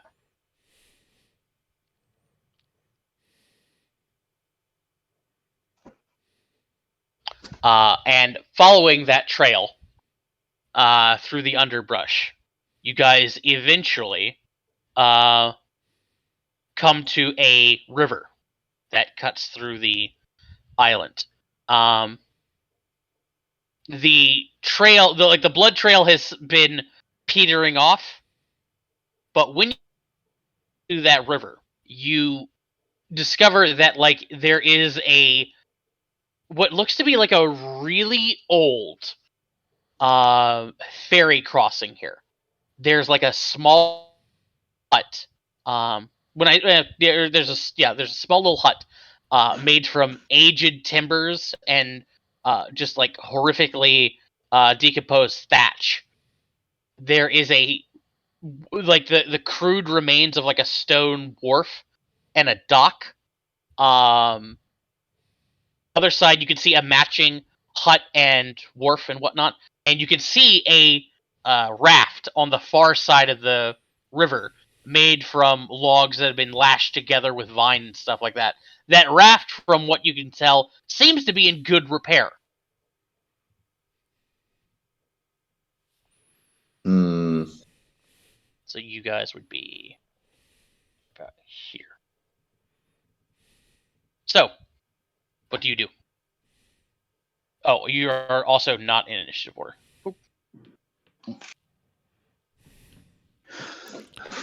So we need to get the raft. We do. Josh, can you describe the river? The river is dark brownish water that is moving at a lazy speed. Not brownish, but it's sort of brownish green. Definitely opaque. Moving at a lazy speed through the jungle, slowly winding its way through the greenery. So your typical. It is constantly. So it's kind of like your typical brackish coastal river. Yeah. It is. The surface is constantly being broken by ripples under the water from small fish. There are a number of birds here, like cranes and whatnot, that flitter by, grabbing fish and small frogs, things like that. How wide Can is I it? see? Oh, sorry.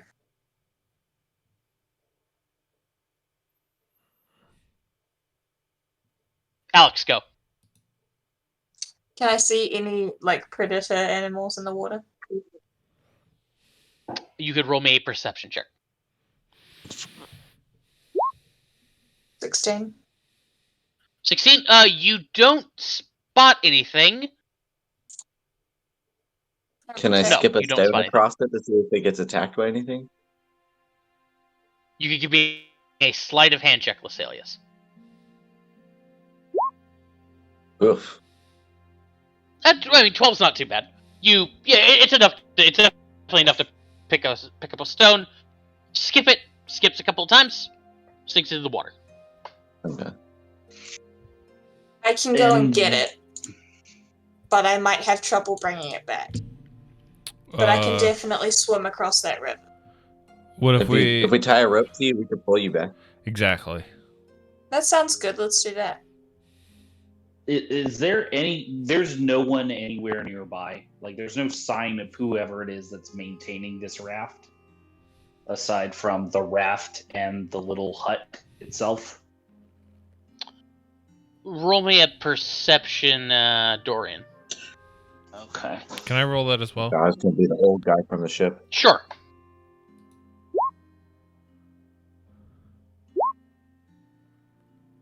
Yep. That's a lead roll.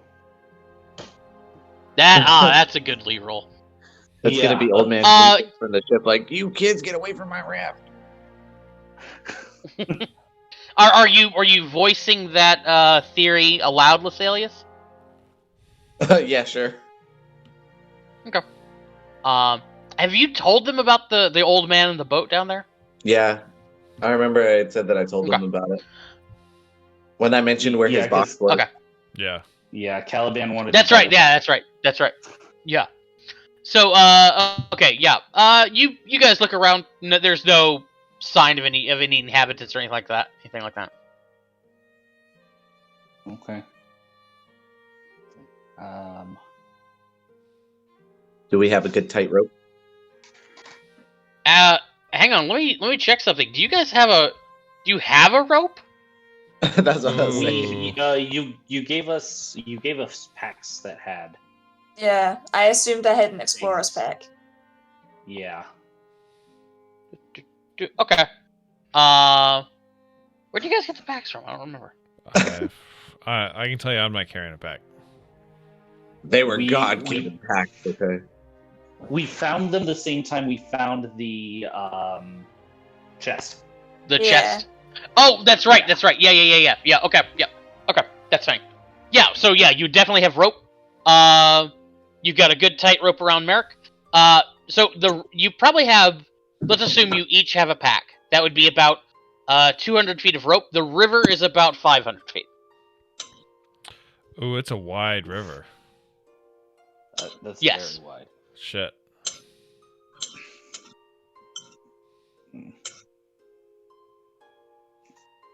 All right, guys, human chain.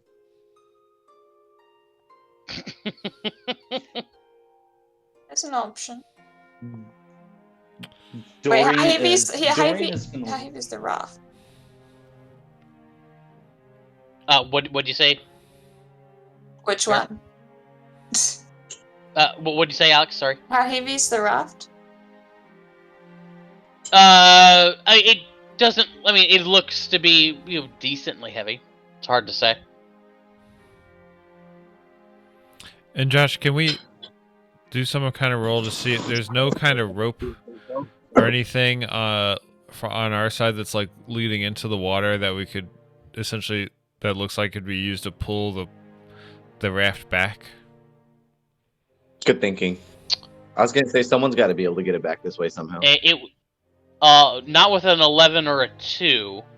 Merrick and Lasalius could roll. What am I rolling?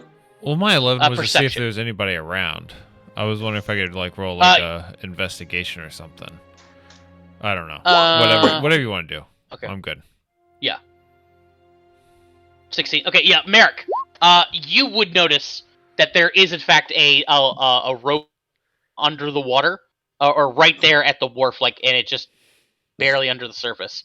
That it looks like that raft is probably connected to. Well, I reach down and I grab it. Yep. You could give it a hard pull, and as you do, it takes some effort, but that raft does slowly start coming back your way. Okay. So after a little bit, after several minutes of pulling on this thing, the raft does get onto your side of the river. Is there a paddle? And now that now that's on your side, you can get a better look at it. Yes, there is a paddle on it. 2 actually. Wonderful. Merrick kind of hippity hops onto the raft, plonks his little bum down on one side, picks up a paddle. Mhm. Who's gonna be my left-hand man? So I sure as hell ain't Dorian will- paddling this boat with all 5 of your fat butts on it. Wouldn't I'll it pick be? the other one. I was gonna say Dorian will offer, but he will not be very helpful. All right. Well, I guess I'll Caliban, help. what were you saying? Well, I was gonna help by if you all paddling, I'll just pull the rope to pull us back across. But we could do both for speed.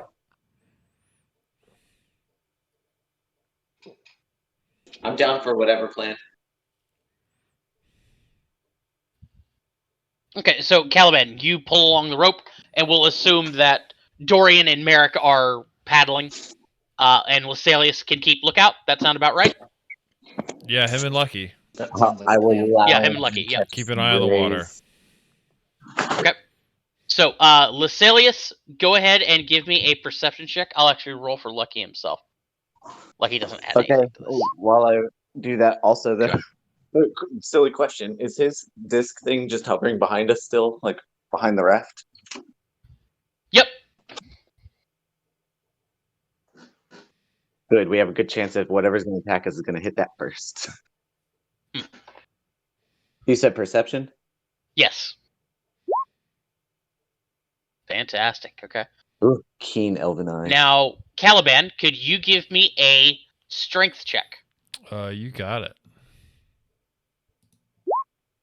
No, that was okay. Okay. Actually, I'm gonna hang on. Since Merrick and Dorian are paddling, I'll assume it was made with advantage, so we'll give you the 15. Cool. So, with that, yeah, you guys start working your way up the river. Lasalius, as they're doing that, you do notice something in the water. You What? notice bubbles forming, probably a good 15 feet out to your right, sort of downstream, and you can see a disturbance in the water.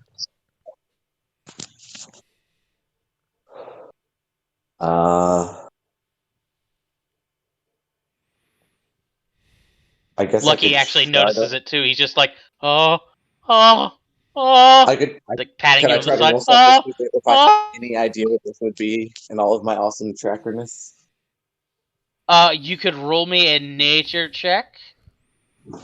Does Oh, anybody have anything heavy? This is going to be ugly. A rock, anything heavy. This is legitimately asking in character. I mean, shoot, I don't even know what's in my bag. Do I have anything heavy? Give me Nothing my like shoe. Throw my shoe. nothing particularly heavy. No, I don't think his shoe is doesn't that need- heavy. Womp womp. Doesn't- Nope. Okay. It just needs Okay. to sink. That's all I needed to do. Can I nudge everybody and point at it without kind of making a racket? Yeah, totally. Okay, yeah. So I make everybody else aware of what I'm seeing. I assumed you already did that. So. And I mean, is there anything I can give him an arrow? Would an arrow fall down into the water? Arrow. I think an arrow would kind of float initially. You need something a little denser. Do I have any spare Explorers daggers? packs. Well, yeah, like actually, I don't think you do. Now let's see. What would be like the contents of a typical explorer's pack is stuff like. Actually, one of you would probably have a crowbar. I think What a about a crowbar flint? would probably be in one of those packs. Or even So we'll just a assume knife. the party has a crowbar. A knife, yeah, small knife, something like that. Okay. Whatever is the most expendable, I am going to cast light on and toss it as far as I can down river to try to attract whatever it is in the bubble. Okay. So If I you could cast. animate what I just saw in my brain for you guys right now. So you cast light on. We'll assume. Tell you what. We'll assume there's a rock on the Okay. on the raft, something like that. grab it, Rock light, Hogan. throw.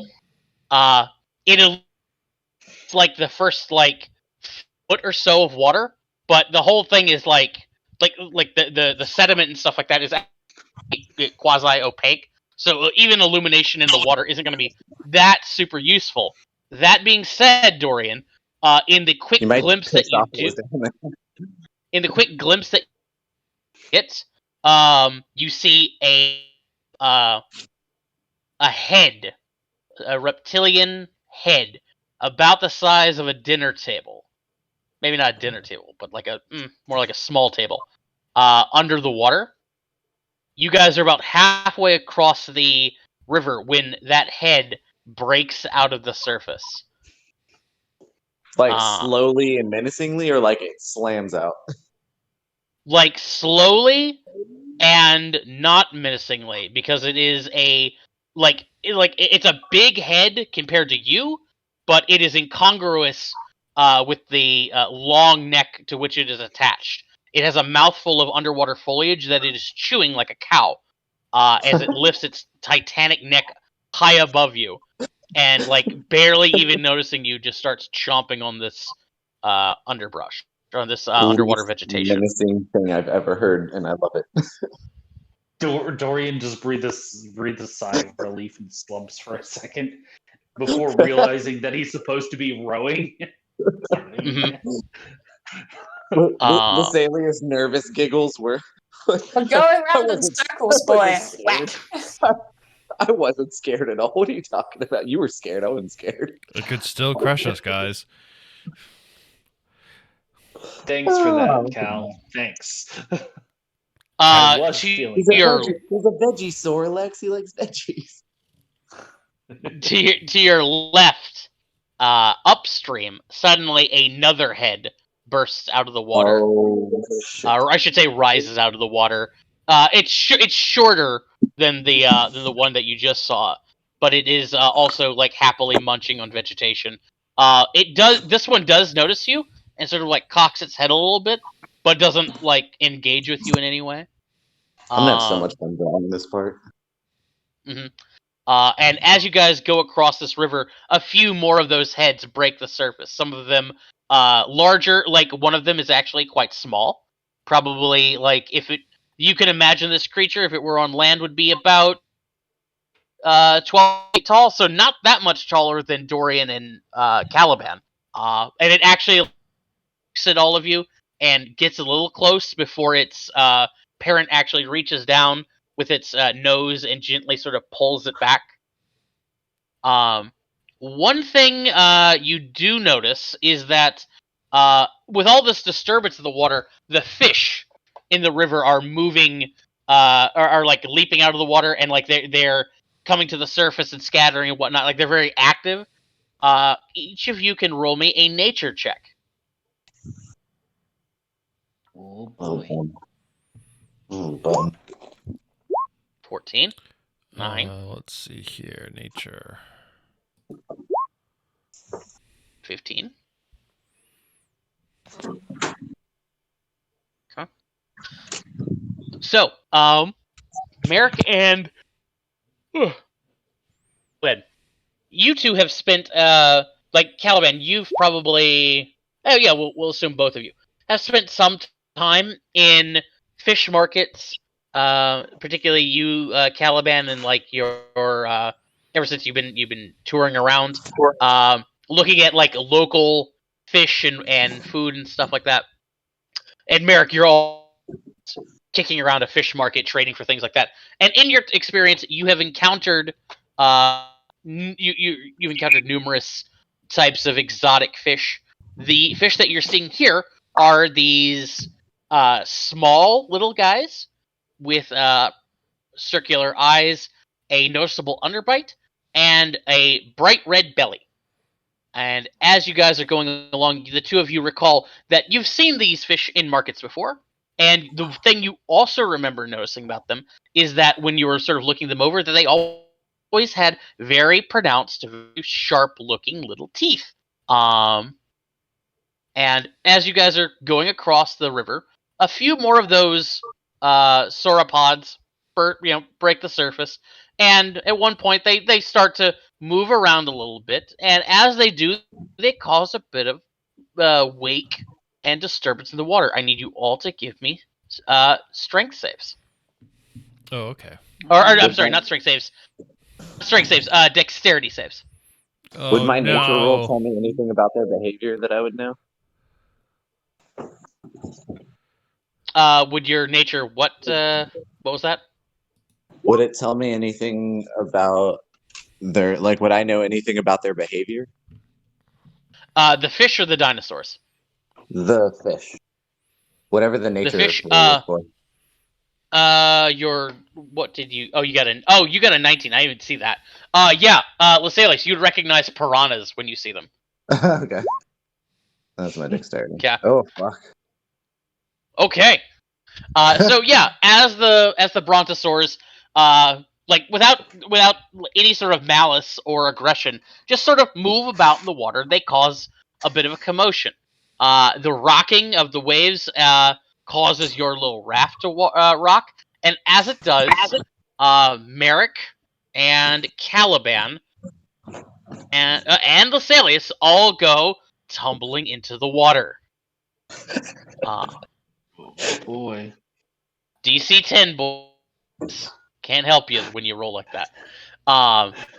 So with the three of you in the water, I need I need all four of you to go ahead and roll me initiative. Yup. Okay. All right, let's see here. Dang, there's no saving throws for us. Athletics, something that we double back into the boat. Ooh, okay.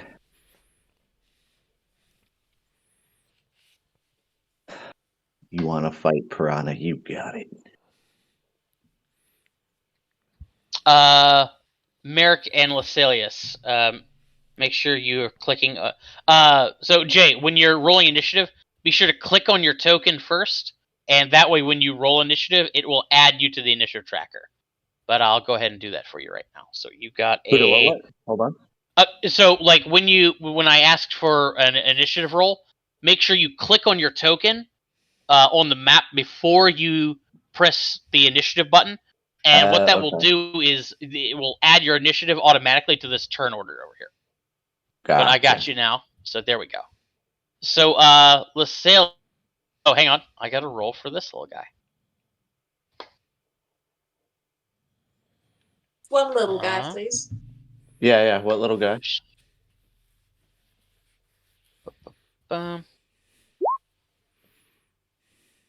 Okay. Oh, wait a minute. Hang on.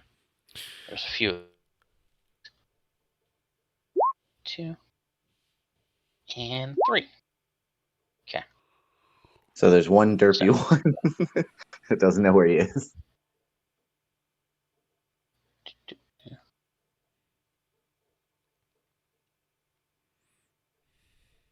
Yeah.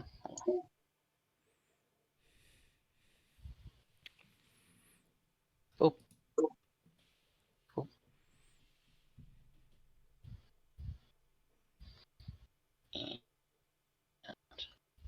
15. 14. 5. There we go. Boop. Boop. Fantastic. So Swarm of Kippers 1. This one's going after. Let's see. Lasalius will be 1 and 2. Sorry. Merrick will be 1 and 2. Caliban will be 3 and 4. And Lasalius is 5 and 6. 4. Caliban. This is coming after you. Okay. Now you don't have a natural swim speed, so this attack is made with advantage. 19 to hit you. Yeah, it hits. All right. Chomp, chomp, chomp. For 12 piercing. Oh my god. Woo. We've come all this way to be taken out by piranha. Swarm 2. This one's going to go after, if it's 1, 2, or 3, it's going to go after Merrick. Squont coming after Merrick. Now, Merrick, you do have a natural swim speed, correct? Mm-hmm. Okay, so this is made with just a normal bite. So does 12 hit you? No. All right. So yeah, Merrick, a bunch of these little piranhas start swarming over Caliban and just like tearing into him. The water goes from this brackish brown green to red as they do. However, a bunch of them come up to you and you bat them away with your penguin flippers. Goes Oh, to bam. Lasalius. Yeah. Lasalius, you are in the water. And you notice that there are a bunch of these fish swarming for you. I was trying to see in here. I thought I had daggers, but I guess I don't. No. All you got is your bow and some arrows. I don't think you haven't found any daggers yet. Fuck my life.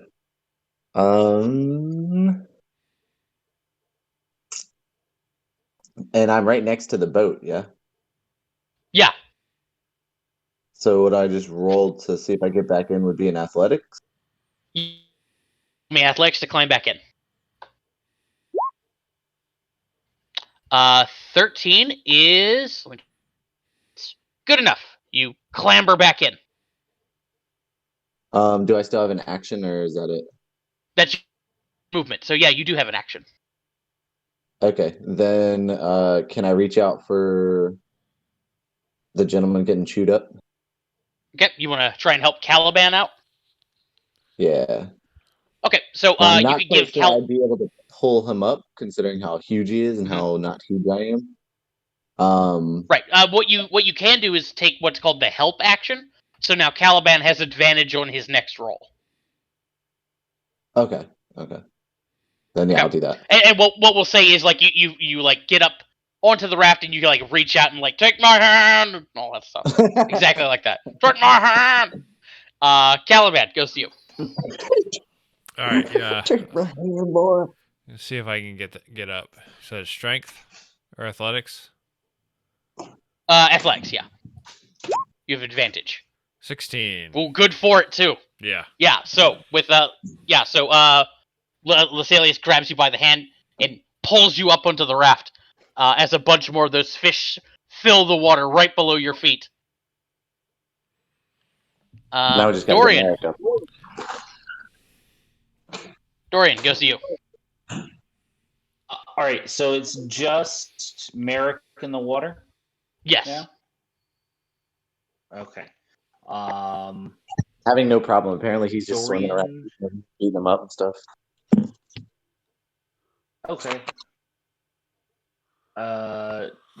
Dorian will actually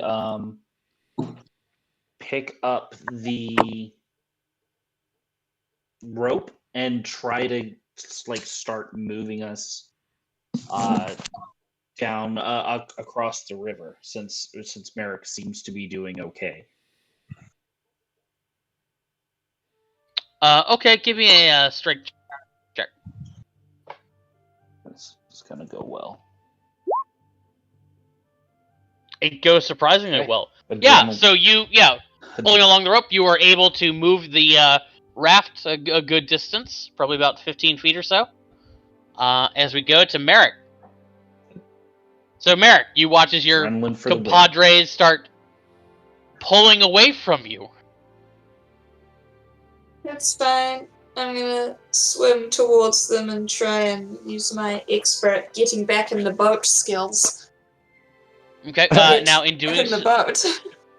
in doing so, you will provoke from one of the swarms. Is that okay? That's fine.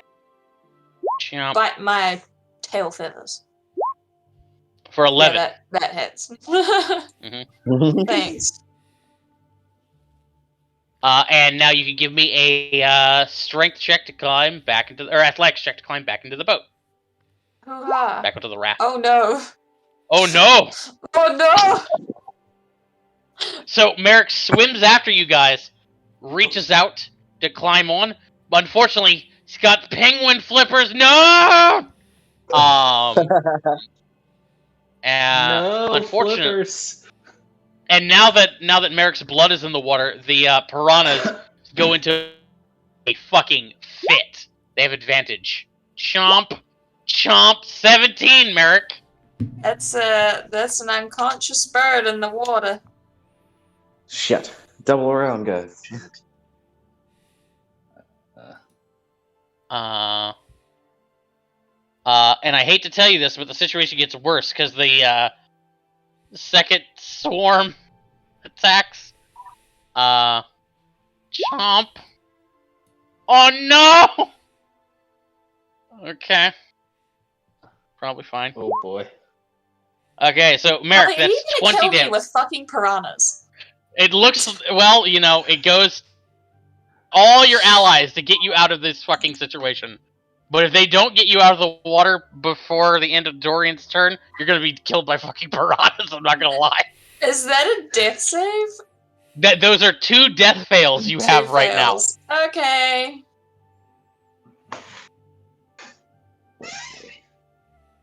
Lysalius, goes to you.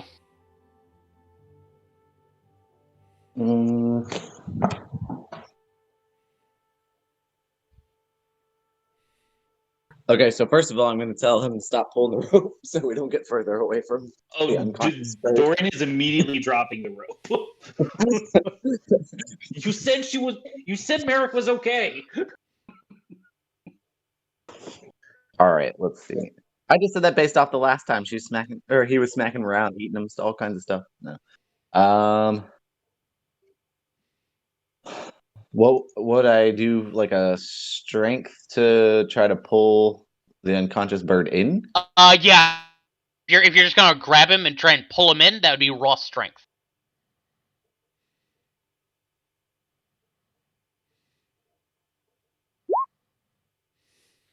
Boom. Okay, yeah. You grab Merrick, heave him into the boat. As you do, you see there's like one little piranha still attached to his foot, attached to his toe. It's like wiggles a little bit, lets go, flops back into the water. So we go to Caliban. No. We're holding on to that one sorry. for Merrick when he regains consciousness. Okay, yeah, sure. You grab that fish. Yeah. Goes to Caliban. Merrick is bleeding everywhere. Lay on 5 points of lay on hands. Merrick, you're back up at 5. Merrick looks down at his poor blood-soaked feathers. Jesus. You're gonna be okay, Merrick. Remember that? You always wanted to go to the casinos in Vegas. We're gonna go. We're gonna see the casinos. Merrick you just guys- flops down into the boat and just dies for a second. Mm-hmm. Dorian will start doing prestidigitation to clean your feathers. Oh, thanks. He said you were okay. You're gonna He said you were bleed out. okay. You're gonna I'm bleed so out. sorry. I'm gonna cast Cure Wounds on myself. Okay. You're gonna bleed out in style. Now the other biggins aren't all still rocking shit around, are they? What'd you ask? Sorry. I said the other biggins aren't still like rocking shit around, are they? They're causing a little bit more commotion. But no, they seem to be chill. Wait a minute, no, they're not. They suddenly they all suddenly seem to freeze for a moment, and then with as much speed as a large creature like this can muster, which is not a whole lot of grace and not a whole lot of speed. They start to go for the riverbank, in the direction you came from. And again, they're moving with all possible haste, although admittedly that is not particularly fast. In the blood-soaked water, you could see piranhas sort of swimming around, and then suddenly And then suddenly what? scatter. Josh, how far are we from the shore? You're about 100 feet or so. From the one we're going to, the one we came from. The one you're going to. All right, I want to use this to essentially haul on that rope as hard as I can, as fast as I can, to get us to fuck off this river. You want to use what? Nothing appeared. Oh, it should. Hold on, it should appear in the chat. He has advantage on athletics checks. I use my okay. channel divinity for peerless athlete. Ah, okay.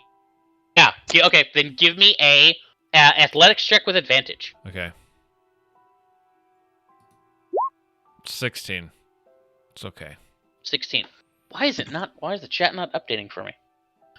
Okay, yeah, so you start pulling along with increased vigor and speed. And then you see another like school of those piranha there in the water. They actually like leap out of the water as if terrified from something, like a fish trying to escape a predator. And suddenly bursting out of the water is a massive, wide mouth. It is a catfish of humongous size, probably a good 12 feet, as it comes bursting out and like actually like swallows a bunch of the piranha in midair, like gulping in a giant mouth full of water as it does. Shit. And comes splashing down into the water.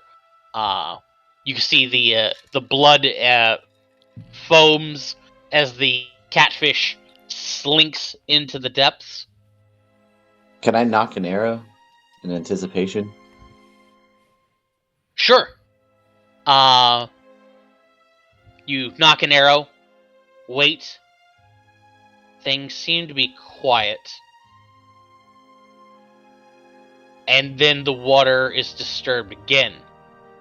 This time, the thing that breaks out of the water is not the catfish. Or rather, it is the catfish, but in the mouth of a enormous creature with a crocodilian head attached to a neck, to a body, and you can see breaching the water behind it is a sail of some kind, some sort of leathery sail. The creature raises its body up out of the water, this 12-foot catfish in its mouth, and just like starts crushing it, chomping it. It doesn't have any cheeks or anything like that, so it actually like crushes the catfish into half, and you watch as two big chunks land in the water with a big splash. It dips its snorkel like nose back into the water, rummages around, pulls up another chunk of catfish, and with a chomp, chomp, chomp, like swallows the chunk whole. The Spinosaurus like watches all of you and doesn't seem to go for you. It just dips its head back into the water and continues to munch on its catfish dinner. On the Godspeed, far Nathan. shore, you can see the Brontosaurus have gotten back into the jungle. The baby one is like struggling to keep up. The Spinosaur, you notice, like does eye it, and slowly its head into the water. Its body Oh, Lord. disappearing beneath the brown-green murk as you guys land on the far shore. Good, because I was really not I was hoping you would say that, because if we were still stuck out there, that little brontosaurus is about to catch an arrow in the ass, because if I could slow it down so that we survive.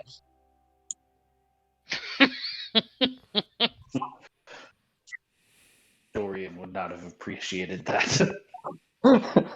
Hey, look, is it Of course, at the That's how I moment, almost Dorian is still TPK'd the very- party with piranhas. Oh, Yeah. God. At the moment, Dorian is still very apologetically doing prestidigitation to clean up.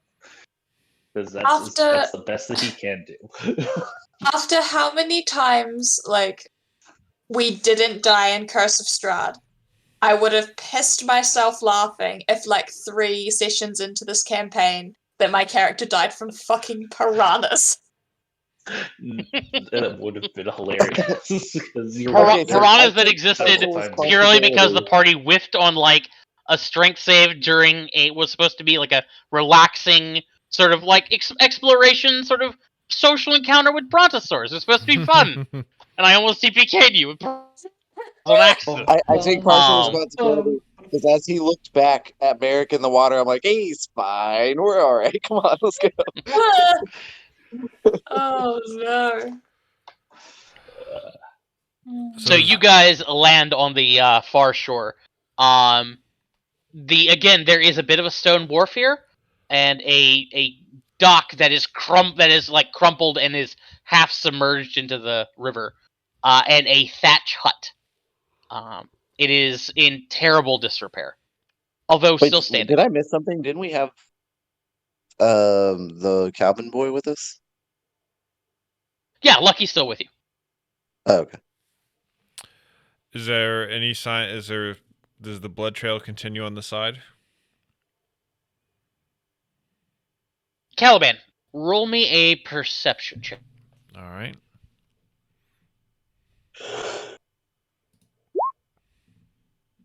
So you don't spot any blood, but you do spot through the underbrush that could only have been made by something being dragged along, something heavy being dragged along behind something. Find orcish footprints. Oof. Looks like the trail leads this way, guys. No more blood, but the orcs are dragging something. No more blood's a bad sign, right? I mean, if there's no more blood, that means there's no more bleeding. And it's in the direction of a thatched hut that looks destroyed. Like that thatch hut is like directly in front of you, or just off to your left. But the trail cuts further into the jungle and is heading west. Is there Heading anything this of way. use that we can find in the hut? When you peek your head in, like there is the remains of what was probably like a shelf or a table of some kind. The floor is long ago just like gone to mud and weeds that are like growing in the tiny little patch of sunlight that manages to get in here. There are bugs crawling around, but no, like anything of value that would have been in here, it probably long ago crumbled away or was salvaged by these orcs. I want to have a look in that wee house. That's what he's looking in right now. Oh, right. Sorry. Actually, hang on. No, that may not quite be true. Lasalius, you can give me an investigation check as you're rummaging around. Investigation. Okay. So, Lasalius, yeah.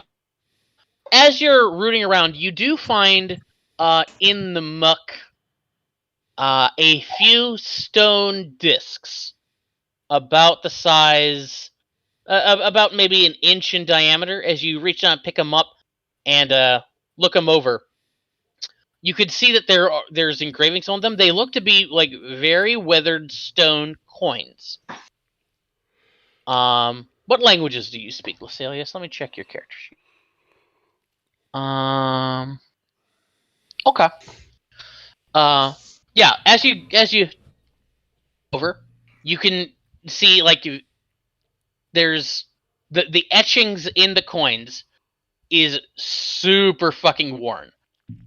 But to the best of your ability, you would think that these things say, I'll put it in chat.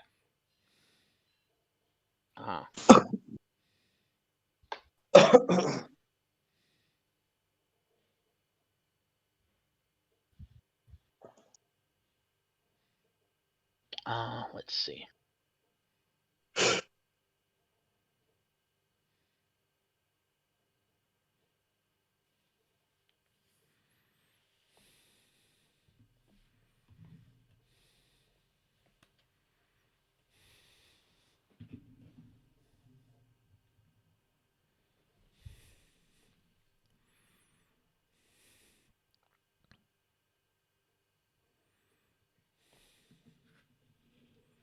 Really quiet all of a sudden.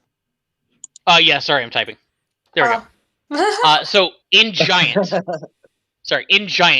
that is what is etched into these coins. So I'm of course going to bring that to them and explain that that is what it says on it. Do I recognize that name? You can give me a history check, Yeah, I want to make that roll as well. both of you. Hey. I mean, Caliban Shit, I'll- got it. okay, yeah, because I say I know mine's gonna be rubbish.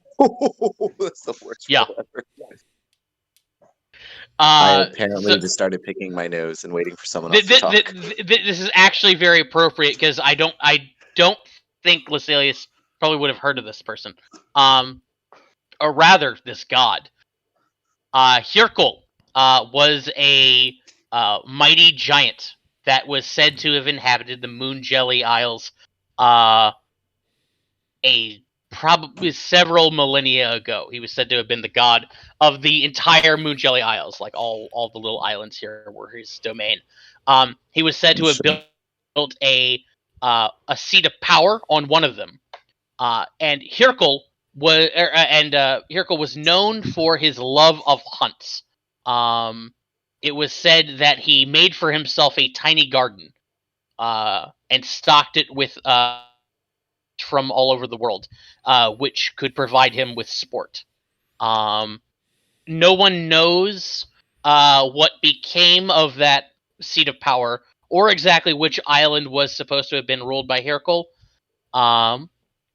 Although between finding these coins and those ruins you saw on the mountain, you think you may have found it.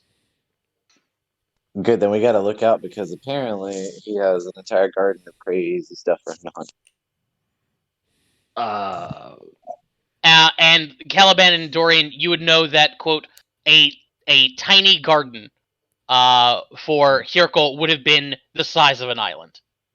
Yeah, I was gonna say, given all the various hunting things that we've seen going on, I think we are in the tiny garden. I have the same thought. Good game, guys. Good game. That being said, the other thing you two would know is that Hirkul died millennia ago as well. It was said that he angered the God King Anam and was destroyed for his insolence. Shit.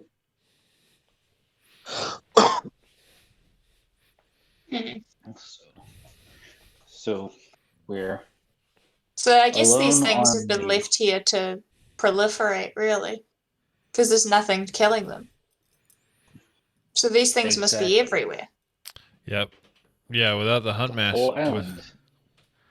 without the hunt master culling the herds. We're on a preserve gone wild. Almost as if on cue, you hear a roar come from the jungle of some sort of large creature. Similar, Lascelius, to one you heard back on the beach yesterday. Oof. I know this roar. Is it coming from the direction we came from or coming from the direction we're going? The one you're going, you silly man.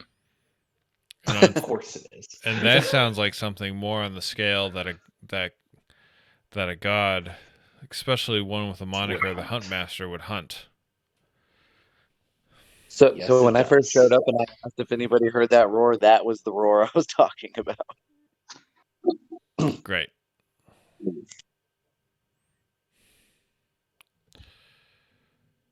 Dorian's going to shoot a nervous look again. Merrick, are you okay?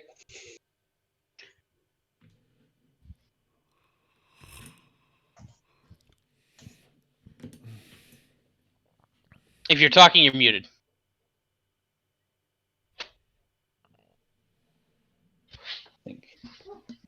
They got I Merrick. think Alex might. I think Merrick's Alex not might doing step okay, away guys. For the cat. Sorry, Merrick's not okay. Sorry, what was that? Dorian shot Merrick a nervous look and asked him if he was okay. Am I okay? I'm okay enough. I'm alive. It's fine. Okay. I'm used Well. to big old sea monsters. Ain't nothing different about ones on land, I guess. Yeah, but that swim advantage doesn't come in on land.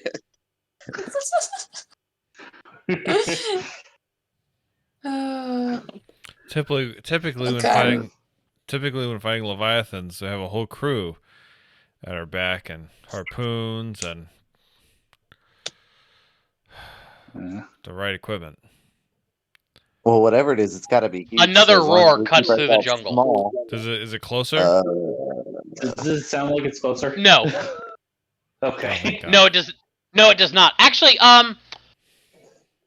anybody who is proficient in nature can roll it, but you have to that be is definitely proficient. not me. Nope. no. Nope. Are none of you proficient in nature? No. Not even Not the even the druid? druid? Interesting. No. Okay, never mind then. Yeah, so you just hear a roar. He's one of the new druids. One of them non-hippy dippy druids. I'm more of a healer than a nature buff. Damn it, Jim, I'm a doctor, not a druid. That's fantastic. Damn it, man! I'm a penguin, not a doctor. Yeah. So we should Well, probably keep moving.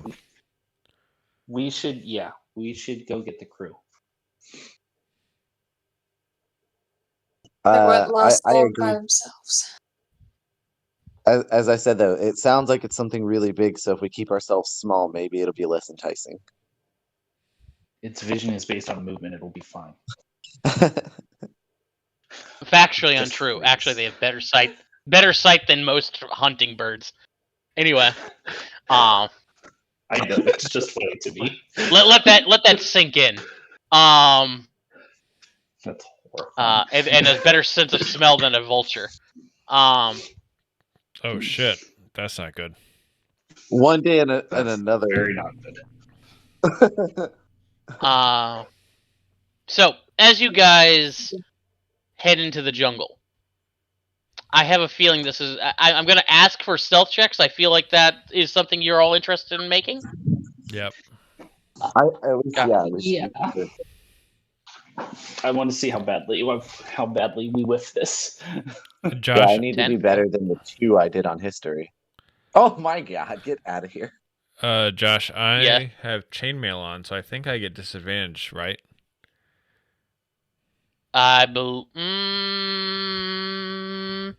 Some heavy armor do. Let's take a look.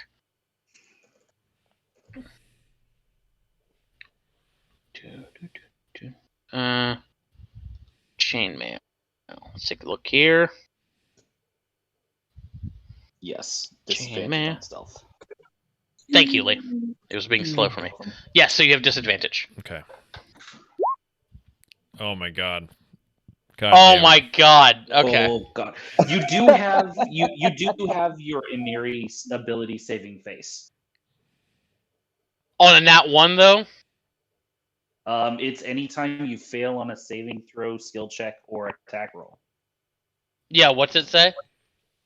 While you have an ally within 30 feet of you, when you miss with an attack roll or fail an ability check or saving throw, you can use your reaction to add 1d6. Never mind. I thought it was a reroll. That's my bad. Yeah. Okay. So, yeah, you guys start moving through the brush, trying to keep quiet. Dorian's doing a pretty good job. Unfortunately, Caliban's arbor is just clank, chink, clinkle, clinkle as you're going through the brush here. Like he keeps bumping into things. Merrick is Lucia bleeding is fucking gonna go everywhere. ahead He's and still push not him. feeling that great. He's still finding piranhas in various things.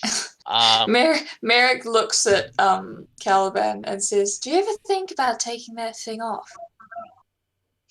With what we've seen on this island so far, no way in hell.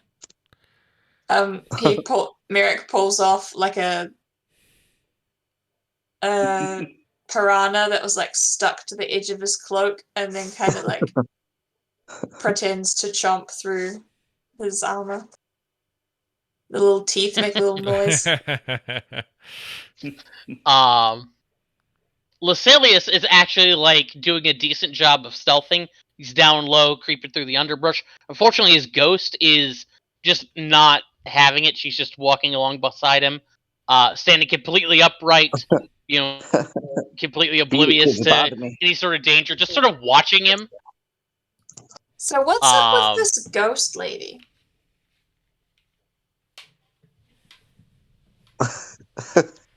Has no one questioned this yet? Lascilius, do you want to explain it? No, nobody's questioned this yet. Nobody's questioned it.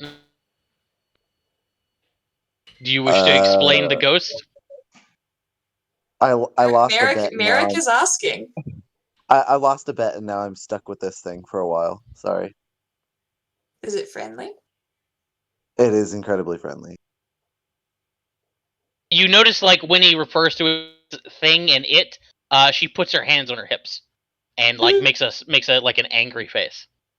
Is she Well, capable actually, of no. speech? Actually, no. You can't read her expression. Never mind. She's wearing a mask. Yeah, it has no sense of humor. Folds its Fair arms, or she folds her arms and taps her foot. Good. That's I my. feel like then she I doesn't like being called it. I'm gonna shoo her away so she stops cramping my stealth style. I want her to go up You front and keep an eye on everything. you To the hear point. another. You hear another one of those roars. It is closer this time. I jump behind my ghost to hide. If only it wasn't like, translucent. However, you also hear number one. You don't have to roll nature or anything like that to be able to tell that it doesn't seem to be a hunting cry or a cry of aggression. You could feel the sort of the ululation of its roar. You could tell it sounds like a creature in pain. And then you hear the sound of smaller cries, like smaller, like yipping roars. As you approach, I'll pull you to the map. Boom. So up ahead, as you're creeping through the underbrush, you can see that there is a pit that has been dug into the ground. Standing at the edge of it are a pair of small bipedal dinosaurs. They have well-developed front arms with 3 claws, and they are staring into that pit, yipping and giving little like grunts and hisses at at whatever is inside, and you can hear it's like letting out low, painful growls. And the 2 little ones are like moving, like they're rocking back and forth on their feet, like they're hopping towards the pit and away from it, and they appear to be like very confused and very alarmed as to what's going on. Dangling over that pit, caught in a net, is a creature that resembles a cross between a raccoon and a lemur. It's about 3 feet tall, and you can see it's actually wearing a little vest and little pants, and it's just like caught in there, and like has the most terrified expression on its face. The raccoon, it's back. So everyone in this situation is a bit awkward. Someone's in a net and then the other one's in a pit. And the baby's just like, ah! Like, there's no, like, person who's not in trouble right now? That's Correct, yeah. how it appears. Okay. Yeah, that's why we just walk up on the scene. We go, awkward, and keep walking. Now, come on, we have to help them down, at least. The raccoon person. And with those shitty stealth rolls, with those shitty stealth rolls, it like you notice that raccoon thing, like looks over in your direction. Its eyes get really wide, and it just uh, it goes to say something that stops, looks down at the dinosaurs, and just sort of waves a little hand at you, like, "Hey," trying to get your attention. Is it like He's like, gibbering? he's not making any noise. He's pointing at the rope that is holding this net in the to a branch, and he's like pointing to it, and then he makes a slashing motion with his hand. Yeah, but if we cut that, won't he fall into the pit with the mamasaur?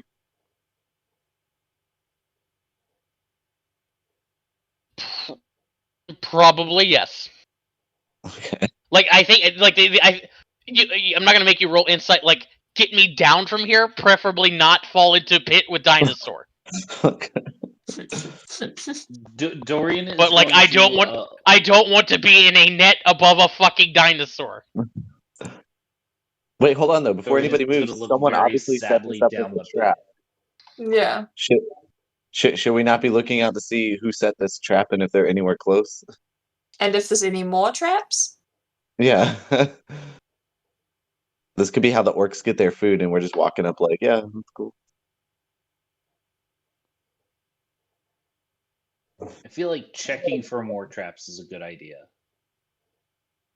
That having been said, Dorian is very distracted by being sad that the dinosaur is in the pit.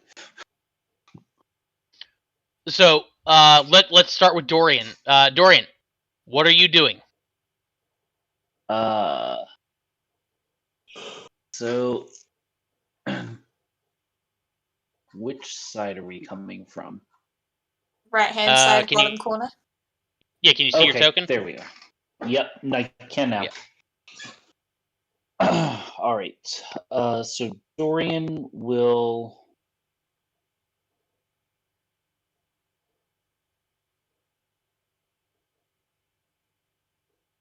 Dorian will what? Dorian will actually.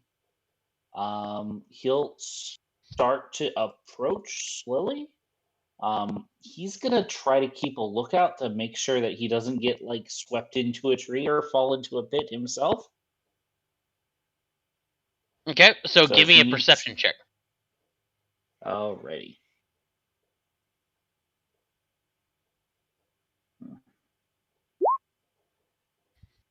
17. So Dorian, from your vantage point, from here, you can cover an area right in through this little cubby, this little cut through.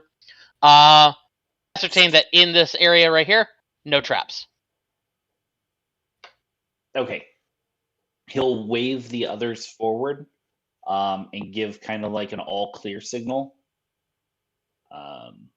And move the last two squares of movement that he has, and that'll be his turn. Eric, what are you doing? See, I'm going to. How far can I move? I think I've got a 25. Only 25 because I've got small legs. Is this bush solid? Can I walk through this bush? Yeah, Do I have to go you around can the walk bush? underneath of it. Yeah. Okay. No, you're good. You can walk under it. They're not bushes so much as they are trees, and you can walk under them. Okay. Hard to tell when it's top view. Anyway, I'm gonna come in here and have a little look. See.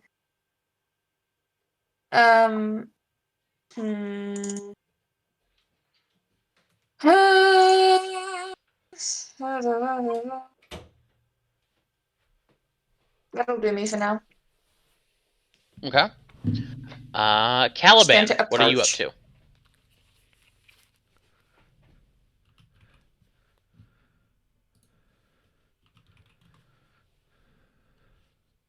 Caliban, what are you up to? Sorry, I just got back. What's happening? What was the last thing you heard? We were pretty much how we were failing the stealth check.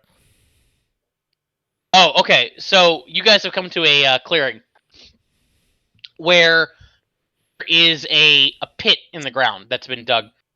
There is a parent, there's like some sort of like theropod dinosaur stuck in it.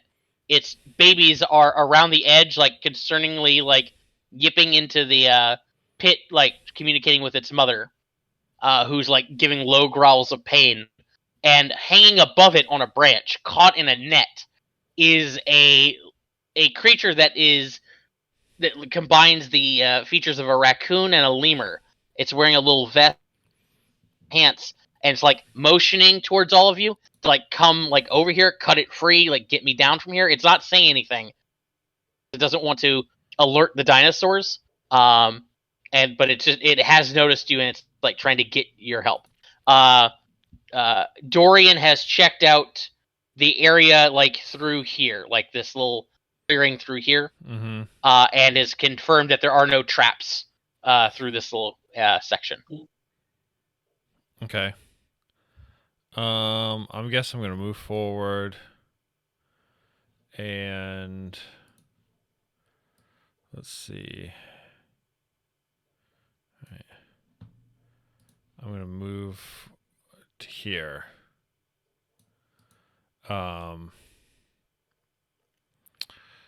Looking in the pit, looking up at the creature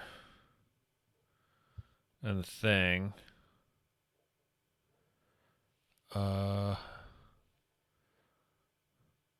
Is this your trap? As you come up, it like the creature in the net gives you like little yips and like chirps.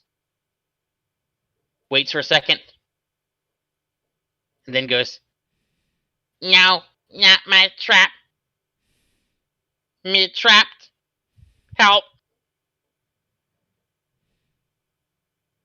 The two baby dinosaurs have noticed you, and they they lower their heads to the ground. They lift their tails up, and they like take an aggressive stance, but they are not approaching. They like slowly back away from you Gotcha. as you approach. Classic baby animal. Mm-hmm. Whose mother's dying in a hole. Caliban, from your vantage point, you can see the whole edges of the hole are not sheer. They do have they do slope inward a little bit, such that if this creature were, in theory, this thing could be dragged out. If this creature had better like developed forelegs, it could like carefully possibly have climbed out, but not no way with the arms that it does have. I mean, the arms that it has are well developed compared to its size. But Or not enough relative to for its size. not enough to It's got climb out. 3 like claws. It look nowhere near enough. And you can see that the bottom of the pit is intentionally like, or is clearly like made out of mud, which is like actually like surprisingly deep, like too much to have been like just sort of the result of natural, just sort of like waterfall and stuff like that. It was probably intentionally filled partially with mud, which is holding this creature down, causing it to, in addition to the pain that it must have endured from the fall, it also is like tiring itself out, like trying to maneuver in that mire. Mm-hmm. And sort of the mechanism of this trap seems pretty evident. That little raccoon guy was bait for whatever would come and fall into this pit. Okay.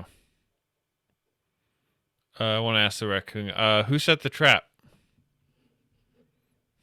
Let's go to Lysalius real quick. Okay. Lysalius, what are you up to? I'm gonna softly call out to my teammates here that whatever set the trap could be watching us right now. The trap could actually be the trap. So I'm gonna try to make a perimeter around stealthily and see if there's anything around us watching. Okay, so you want to move, it sounds like stealthily. And so did you want to like go this way? Is that what I'm understanding? I don't know if I can draw the little arrow or not. If you go to, okay, you see that little magnifying glass below you? Or off to your left? on Yeah. that little taskbar. There should be a little magnifying glass. The Uh-huh. symbol below it, the circle with a ruler in it, that's your ruler tool. You can click on that, and then wherever you click, hold down the button, and it'll And then draw this around line. this way. There you go. Going Okay, so you want to go that way? going like this, like that direction. Okay, so what you can... Okay, so yeah, you can move like right about here, I think. Shit, where's Yeah, my about there. where do I find that? I forgot. Hold on. Looks I like you're forgot heading where here. to find how many Is that about feet I right? can move. It should be Well, under your speed. I'm gonna do a perception check 30. to make sure I'm not walking into any more traps. Okay, yeah, go for it. Oh yeah, yeah. You can clearly see that there are no traps throughout there.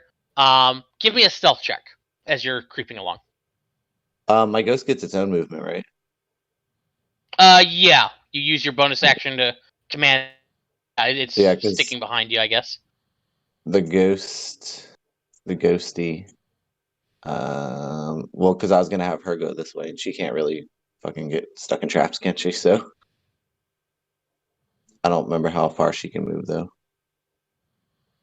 She can move 30 feet. 1, 2, 3. She can move it right about here. Okay. Okay. And now, yeah, I need you to give me a stealth check. Wow, this music What's up with the music? sounds like we're on a level in Donkey Kong. I like it. Oh. Yeah, it does. So 9. So I mean, I went over there and snuck all the way over just to step on a twig and like. Indeed. And as you so step from on the that tree twig, behind you, you hear "fuck." yeah. And that's when you all hear, up on this ridge that goes along the north edge of the map here, you hear rustling and I the knew it. snapping of lots of twigs and whatnot. I knew it. And emerging all around. Now, in to your credit here, it doesn't look like these guys. It doesn't look like they were expecting you. They don't appear out of the bushes. Like they all appear very startled when they see you guys as they appear out of the bushes. But they are all armed, and they are orcs emerging onto this ridge, armed with weapons. This one over here, who actually will sort of step forward, or hang on, over here, who you see steps forward onto this little ledge to address all of you. He is being followed by another one of those little raccoon guys. He is affixed to the belt of the orc by a rope that goes from the orc's belt to his throat, and he follows along obediently, like eyes down. He's wearing clothes, but you could imagine him like not wanting clothes or not having clothes and having to be given them by Harry Potter, sort of Dobby Poor levels little of Dobby. patheticness. But as that orc like notices all of you, he like steps forward. You can see he's got an axe made out of stone, except the blade of it, like the whole thing appears to be made out of stone, except the proper like edge of it is made of some sort of like dark brownish red stone. Like it's two different kinds or something like that. You're not really sure what's going on there. But as he steps forward, notices all of you, he pulls that axe, and we end it there.